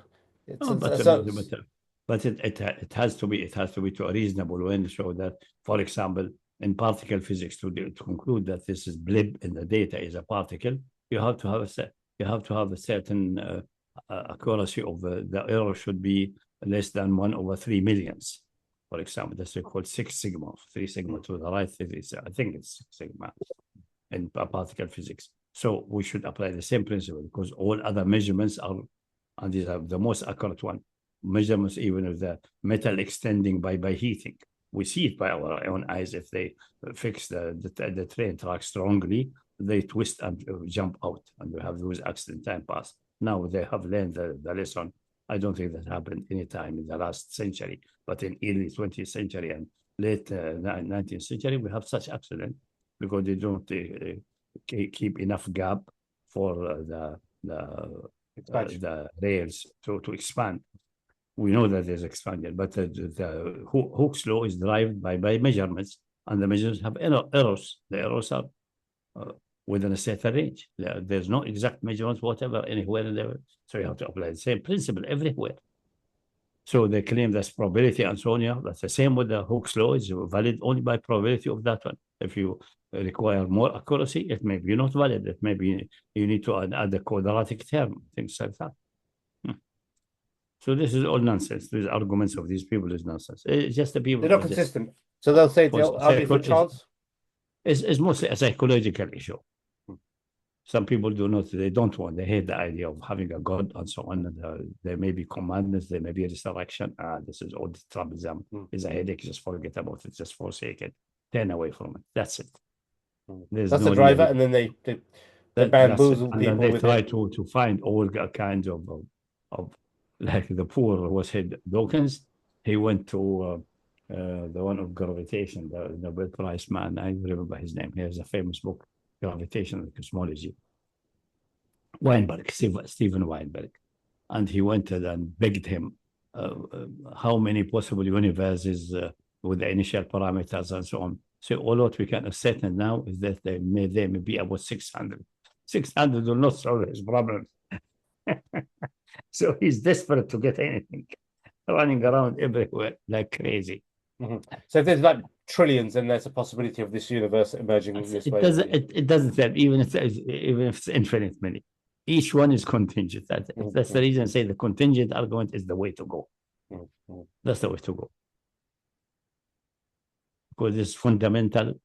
All what you need is that the being who is studying that is look in himself, recognize with necessity that he's contingent and he has a beginning. That's absolutely necessary. Nobody can deny that unless he is in a mental institution, and we don't need to bother about that. So that's one.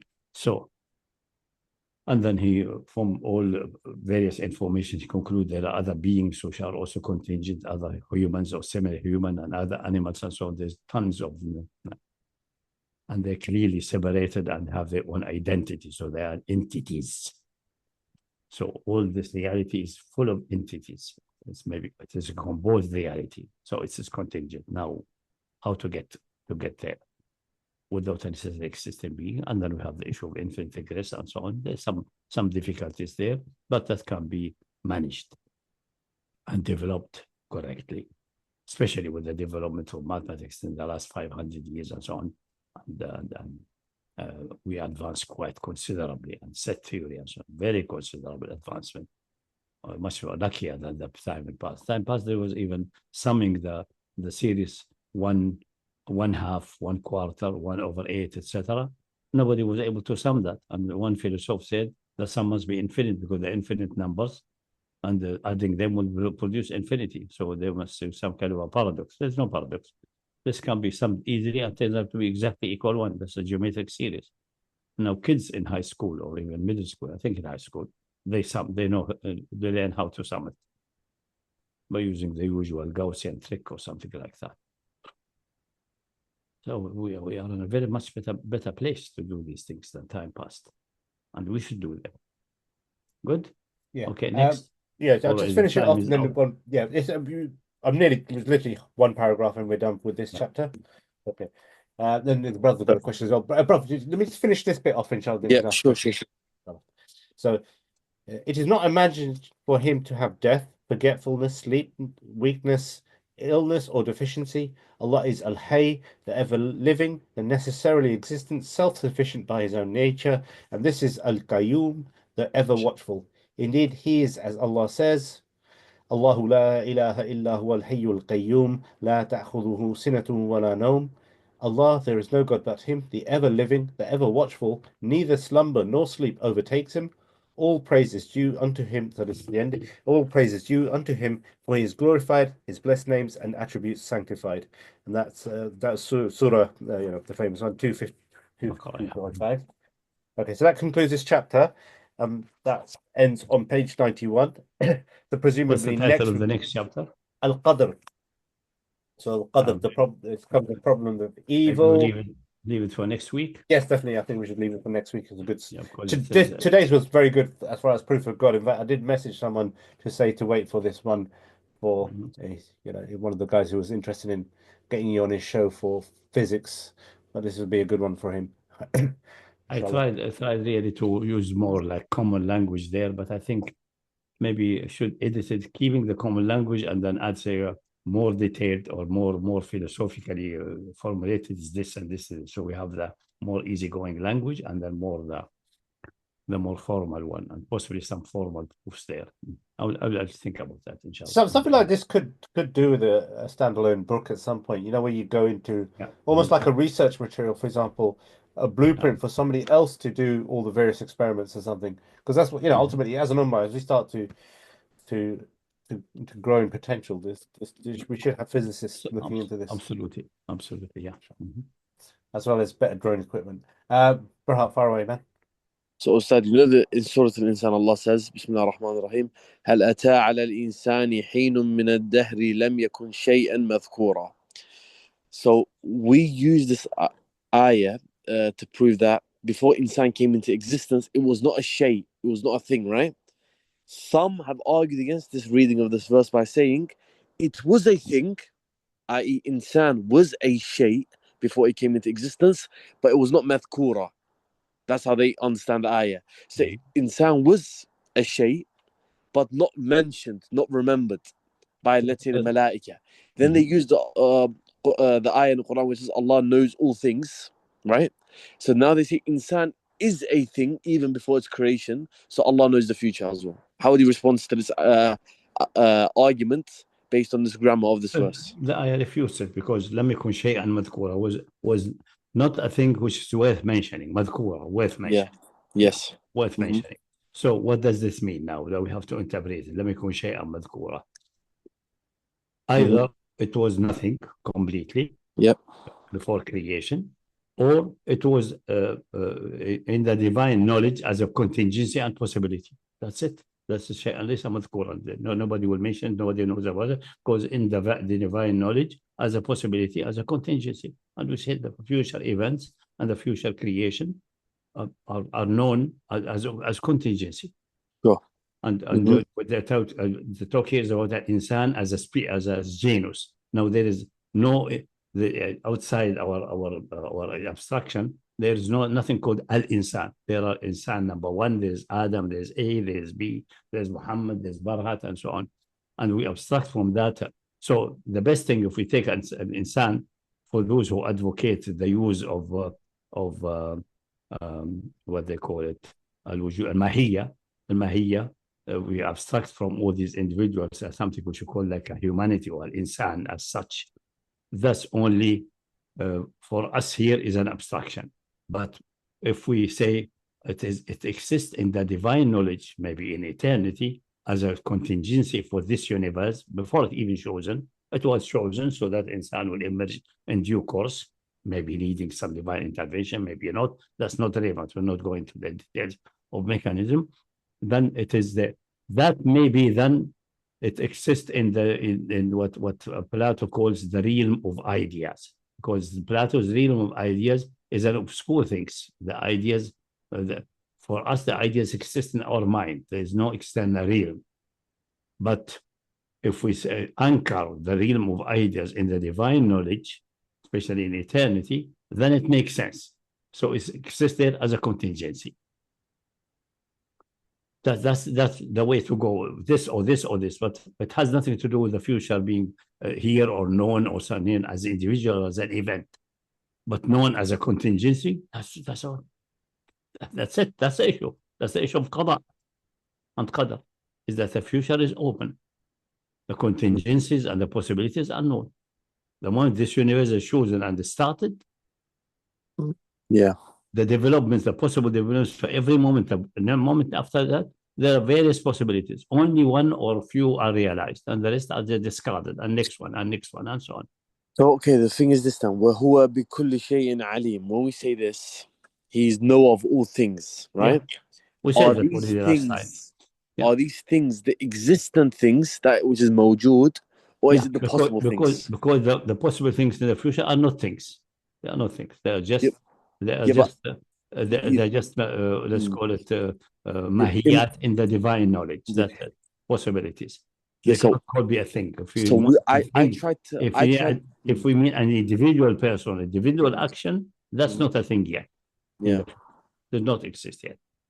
Sure.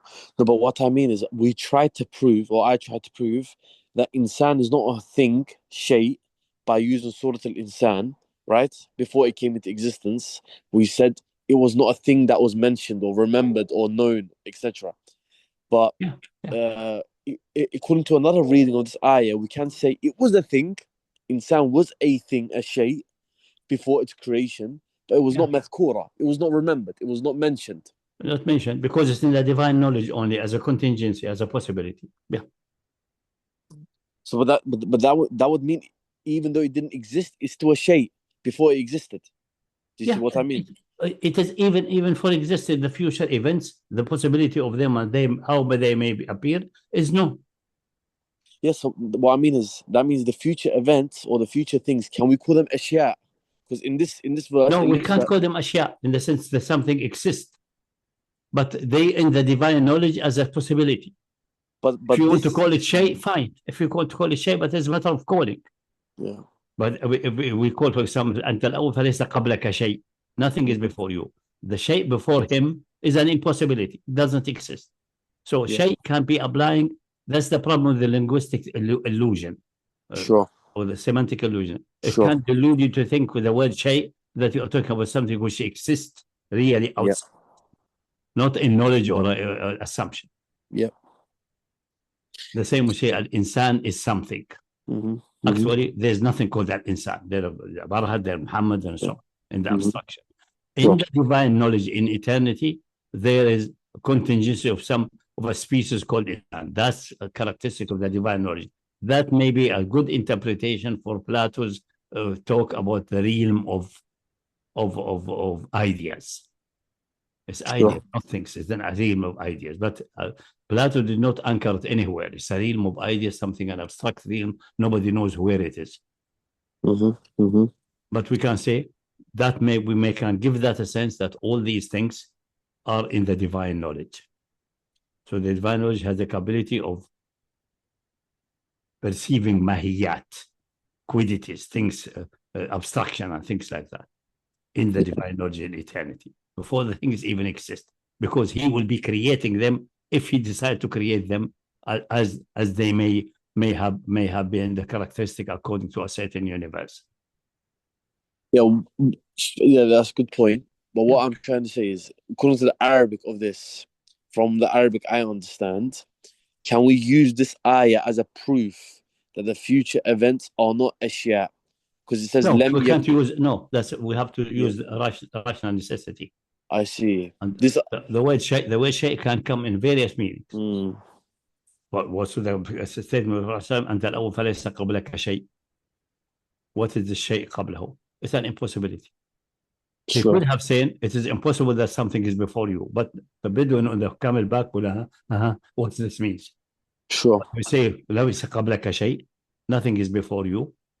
We'll understand nothing, empty, something. He will not go in a sophistication. The philosopher say, what is the before? It is an impossibility. Our imagination imagine that the absolute zero of time, some negative time before that. There's none. It is just a wrong imagination. And using the language of a shay for that is a wrong use of language. It is a semantic deception.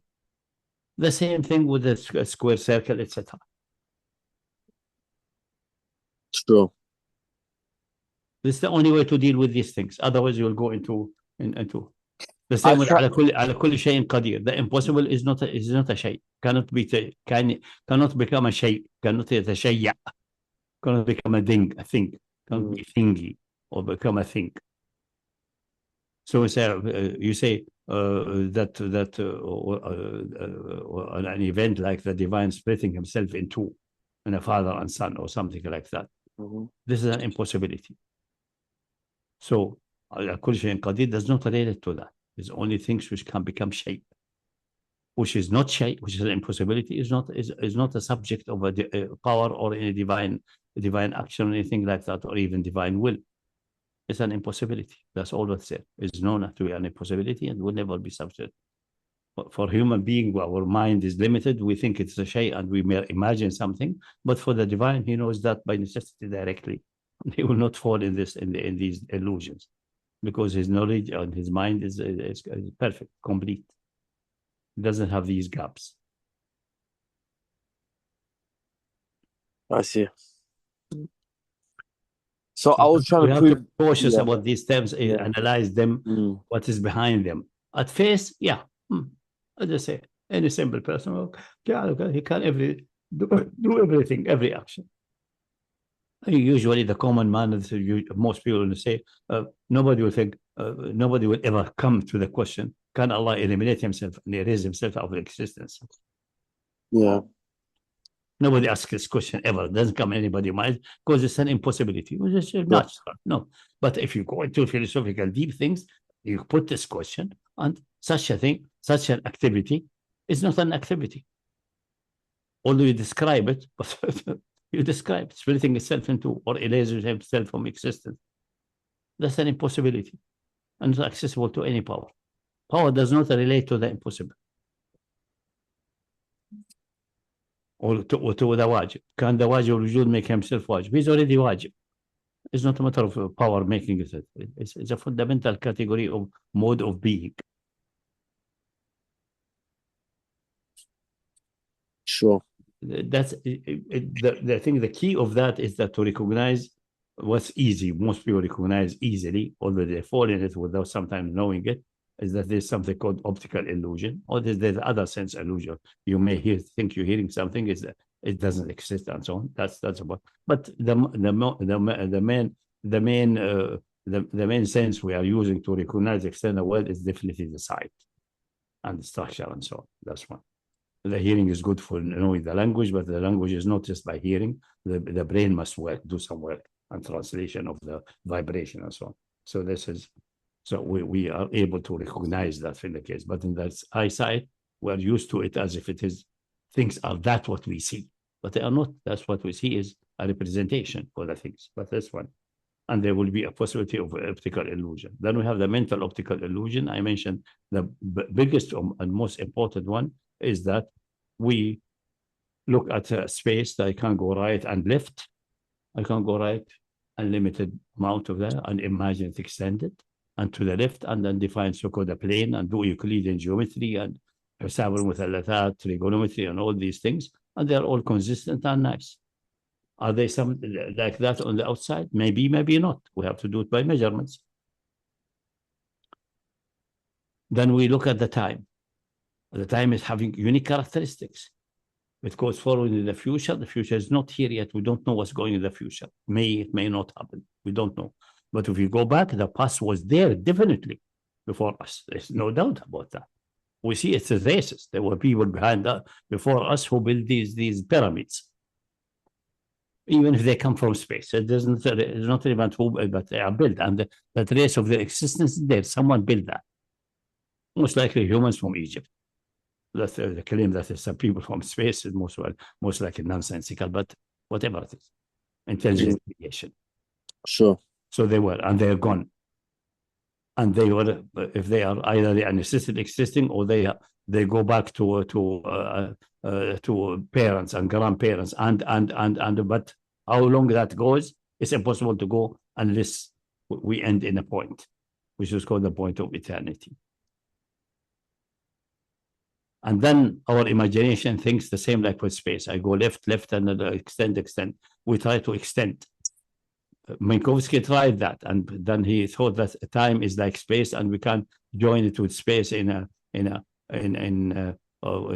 same structure and do mathematics called Minkowski space. Yeah, you can do the mathematics, no problem. It's a linear approximation expanded indefinitely as if it's global. But is it outside? No, it's impossible.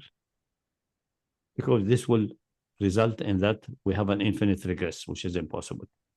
Or a circularity, Fisher circularity, which is impossible. So that's where the mental optical illusion can come in. Then the worst illusion is really, which many people fall in, is the semantic illusion.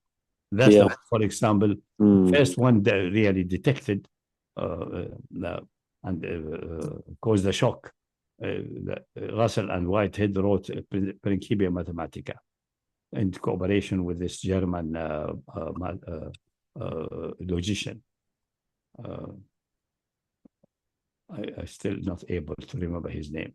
And then he detected, after the book is written, as well, discussing and set theory and how to establish a new set theory and so on, And he detected the following amazing thing, that the set of all sets which contain itself as an element seems to be contradictory. The same with the set of all sets which does not contain itself, neither of them simply contradictory. And he was in a state of shock. And he communicated that to the German logician. And the German logician, when he received the letter, he fell ill and was delivered for several weeks in the hospital. But he did not inform Hilbert. Hilbert said, I was amazed about this German guy, how tough he is. I almost fell ill. He did not know that the guy fell ill. But this is the story is well known. It's on record. So what is the solution there? Solution is thought any formulation which looks like a statement is a statement. Or any formulation looks like an entity is an entity. But there's no entity. The set of all sets which contain itself as, this is a statement, contain itself as a subset, as an element. It looks like a respectable formulation. It's nothing. It's not a formulation of anything. It's not a statement. It's not an entity. A set of all sets is not an entity. It's like the circular square or the square circle. It sounds like formulated properly. It sounds indicating certain entity, but there's no entity like that. It's just absurd. It's just absurd. The same apply if we are meticulous with him and do it step by step properly. The Trinity. The statement of Trinity seems to be like statements which seems to be making sense, but if we look at them, they are not statements. They're just impossibilities formulated possibly with nice poetic touch. And he became human and came down and suffered for our sake. That all appeals to the emotion, but there's nothing there. It's empty. It's absurdity. It's an impossibility. Not only absurdity, it's an impossibility. Not that it didn't happen, it is an impossibility. It could never happen. Neither before nor on all eternities. It's not accessible to any power, even to the divine power, no. Because it's an impossibility. So we have to be cautious of that, and this is at least the first two of the optical illusion is well known and well documented in the internet. The two others are less. The mental optical, with that name, is not even given that name. Some people call it insight illusion. Some people do not recognize it as such. Some people think that if we think about four-dimensional, like the Minkowski space, and work in it and work mathematically, there's no contradiction. They think it somehow exists outside. No, it exists in the mind, yeah. There's no contradiction. It's a mathematical structure. There's no contradiction. But does it describe the space outside? No, because outside it's impossible to be like Minkowski in its totality. Locally, around the sun and the earth and so on, locally for the recent 1,000 or millions of years, maybe. But the moment you go into billions, near to the Big Bang, then everything will collapse. It is not like that. Because of the problem of time. The time is having a beginning in the past. Absolute beginning. There's no escape. And unless you take that, but it's very difficult to take mathematically. So people prefer work with the thing which is easy. But they don't remember that when they go cosmology up to the Big Bang. There you have to do something else. And the fundamental structure of the universe, the fundamental structure of the fields. When you get there, you have. Or they try to go into say time is something derived. It's actually a second law of thermodynamics. Things became upside down. Second law of thermodynamics is derived from experimentation with heat engines and so on, Carnot cycle and so on. It's less fundamental than time. Time is so fundamental that you just close your eyes and think about what you did yesterday and today. Has nothing to do with the second law of thermodynamics. Second law of thermodynamics is in a universe which is have a beginning in time. So the second law must be driven somehow from the fundamental structure of the universe, not the opposite. And some came with the called theory of strings, that whole reality are strings, and they try to derive a time from string action. With the result that nothing has produced until now. For 50 years they are working, and thousands of PhDs have been earned. Okay, they did some good mathematics there maybe, and did some effort, and they deserve a PhD, but it doesn't contribute anything to science until now. Nothing string theory is proven or looks similar to any experiment whatsoever. we can say for all practical purposes, it has collapsed. Because of this fundamental error. They don't want to go to that. And the reason they not to go to that, like Penrose, we went with this Hindu model, because otherwise, like Hawking found out, that Hawking came that in his brief history of time, he said, he still believes that the space-time is static, and he said it was 4-dimensional originally, and time coordinate was not a time, it was a space coordinate, and then a certain fluctuation, quantum fluctuation, flipped it over into a time component, make it imaginary or something, or change the metric, flip something spontaneous, quantum fluctuation. And Professor Attai, I think, this is the one from Mosul, visited him and discussed him, say, how come that this axis, which was have positive matrix, 4-dimensional Euclidean, one axis flipped and became having another matrix, or multiplied with I. They say maybe quantum, we don't know how this quantum fluctuation happens, but we will do some research in that direction. It can't be, because quantum fluctuation, by definition, is due to is possible only in time, not creating time. So what he's supposed to say, this fluctuation or this spontaneous action is something, a conscious being, is a God. No, we don't want to have God. God, it doesn't fit there. We don't want to have him. Just run away from him. That's the reason Penrose runs away to the Hindu model of things without beginning, which will not work. You have a mathematical model, but it's the same like the mathematical model of Hawkins. The 4-dimensional space which had axis flipped, suddenly flipped.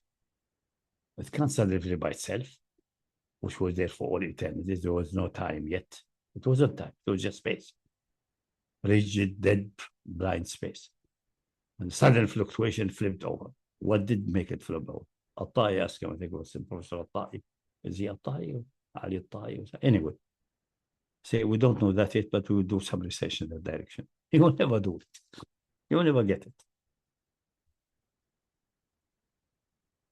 Because no way you can do any experiment in that. No way you can do any calculation. Assume some kind of fluctuation. What's a fluctuation? Spontaneous action. What's spontaneous action? When we have no time. Let's say that's essentially eternity. What is it? It's a spontaneous action, free action of a conscious divine being. That's the only other interpretation possible. Finish. Game over. No atheism possible. But Hawkins praised himself to be an atheist, so he's stuck.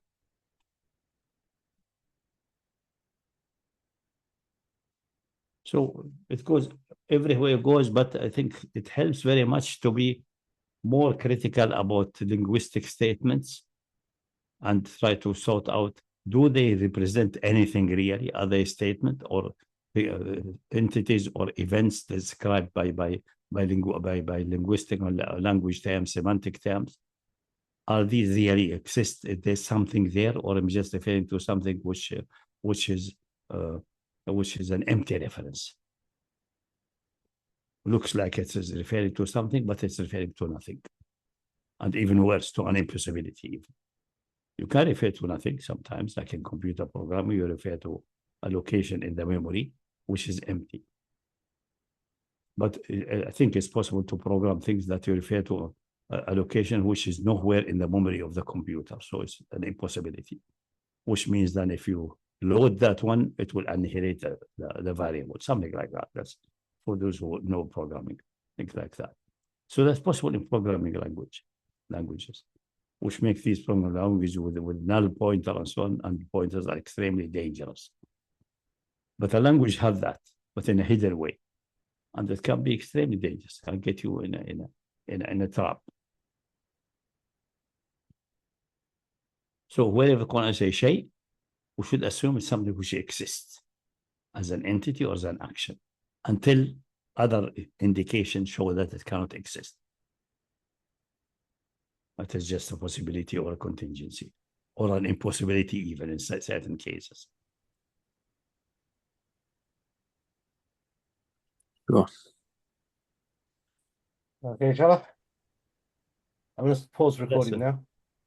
So we have to review what mutakallimin done in the past. We'll see plenty of things are based on being deceived. Not only mutakallimin, also philosophers, but mutakallimin also deceived by semantic or linguistic illusion.